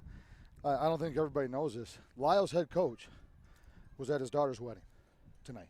Tonight. That was his son coaching. Wow. And so he coaches with him. So there I am, come out for the coin flip, and where's Paul? And his son goes, you ain't going to believe this. He's at his daughter's wedding. I said, Wow. I couldn't believe it. Obviously, though, what a job he did during the week because his kids were well prepared. Lisle came out in 2 or 3 formations they've never shown ever and spread us out a lot. What they did was they took the linemen out of the game. They put their skill and our skill, and they spread us out. We had to make some adjustments. Secondary-wise all night, had some blown coverages. And but, we had blown coverages. At times we played well. I think everybody that was at the game saw what kind of athlete we're dealing with was it McRae? McGrath, Mark McGrath. Yeah, wow. I always get Mark McGrath's one of the best athletes that we faced and have faced. He's a one-man show, and we were able to contain him a little bit, but he got away a little bit. And offensively, we struggled. They came out with a defense they hadn't shown before, doing some things, and we were a little passive, I thought, the first half. We were thinking and not playing the first half. I think the second half, coaches made some great adjustments at halftime, and we were able to move the ball. Some passed the ball a little bit, had to get them out of some of their defense, but all the credit to Lisle. And that's the first time we've had to take a look at our kids, to take a look in the mirror. Okay, we're losing. Yep. How are we going to handle this? And I told the kids one of the things that right after the game I was real happy about, I didn't hear a lot of negativity on our sideline during this whole thing. It was always, hey, let's go, we're okay. And that's what you need to go through a game like that. And it's going to happen some. And you know what? We're going to be in barn burners again. Braidwood will come in next week. I heard they did get beat. Yeah, by Seneca tonight. But, everybody's a fan of homecoming except the head football coach. So, but I think after tonight's game, our focus should be pretty good. Yeah. And we can come out and do some things. But I'm happy we won. I'm happy we went through some adversity. I'm upset. We did it to ourselves, some of the adversity, and we lost focus a little bit. I thought our kids handled the venue well. I mean, we were playing very hard. It wasn't, we were down or it wasn't this or that. But my hat's off to Lisle and my hat's off to our coaches. I thought they made great adjustments, and I thought our kids did a great job of listening on the run and being coachable. One of the things we talked – a couple of things there. The first one was learning a lot about how your team's going to respond to things. A couple of times tonight in the first half, kind of going into halftime with that, what's going to happen here, and then scoring and getting the lead, and then Lisle getting it right back. And that was the second time that I was going, I wonder how this is going to play now that they gave it right back. But credit to your kids. I mean, they just keep going, and they never in years past, we see things get up or down or whatever. Yeah. This group just seems to be straight all the way through. I think they've learned that from our last 2 years. Our state year, okay, we got a game, let's go play. It's not, oh, my gosh, either one way or the other, the emotion. And we were just talking about that. Matter of fact, as a coaching staff the other night, how our kids, they play they maintain. We don't get really high or low. I mean, now obviously when Jones catches the ball, we're fired up for that. But then, okay, bring it back down. I mean, I love their emotion, but we're yelling in the huddle. Hey, way to be emotional, but you have to think. They're going to do things to us right now that if you're all raising your hands, you're going to miss something. And they were able to come back and do that. And so I'm happy with our kids. Like I said, my emotions go a lot of different ways. I'm not happy with a lot of aspects of the way we played. We got behind the 8 ball. We came back and won on the road at Lisle. I'm happy for that. And the one thing too I wanted to mention was Jeff Treadman at quarterback tonight. There's been times this year that it's been kind of a little all over the place, but threw the ball away in a very key situation. He found open receivers, hit them, managed to control the game when he needed to and make the throws when he needed to make them, and that helped out big time. Yeah, well, and people can see that on film too. That you can't, and hopefully we have a little more confidence now. And so Jeff's going to get more confidence. And you guys seen last year, once he gets confidence, he can be dangerous for us. Like I said, you don't have to throw for 200 yards a game. You just got to be able to get those big plays, and Jeff did that tonight. So I'm happy for Jeff, too, and I'm happy for all of our kids. I'm happy for Wilmington, but, hey, we got to get better. All right, congratulations on the win tonight, Coach, and we'll see you next week. All right, guys. Thanks. All right, Coach Jeff Rinks joining us here on the postgame show, brought to you by Warren's Collision Center, where they care beyond the repair. Wilmington wins 21-14 tonight over Lisle. The Cats keep the winning streak Boy. alive this year. It was a tough one tonight, a little bit of a battle at times, but Had us nervous, you didn't kind they? of saw what Wilmington was made out of there in the second half, and they just kept coming back. So Yeah, I really appreciated that. I thought maybe when Lisle came, we got the second touchdown. Oh boy, that might be trouble. And they came right back. all right, we're back at home next week. Wait, what? We're at home? Yes. That can't possibly be right. Man, I'm glad of that. Wilmington at home next week for Reed Custer. That'll be the homecoming game. And don't go into that thing thinking it's going to be a nice little walk through the woods. They're giving people trouble. Reed Custer might have lost tonight to Seneca. But even at that, an 11-point game tonight. They've been close with everyone this year. There hasn't been a whole lot of blowouts there, and that's going to be a tough defense and a ball control offense, and they are going to come to that game ready to play. I guarantee it. Yeah, they played Seneca tough all night long. They lost it at the end there, but we'll look forward to it. All right, big thank you to our sponsors again tonight. Boy, what a night. Oh, my. Most listened to game of the year by far Hey. to this point, so we appreciate that. We got our freezing, wind-blown, rainy night out of the way at Lisle. Right. Yes, we're back in the press Every box year. next week. Thank you. All right, so we'll see you next week from Wilmington, 6:45 broadcast time here in the network. Wilmington wins it 21-14 over Lisle to improve to 6-0 on the year. Boy, that doesn't seem possible. 6 already. We'll be back with you next week, 6:45. Hope you enjoyed the broadcast tonight. You've been listening to Wilmington Wildcats football on the Christian Internet Sports Network.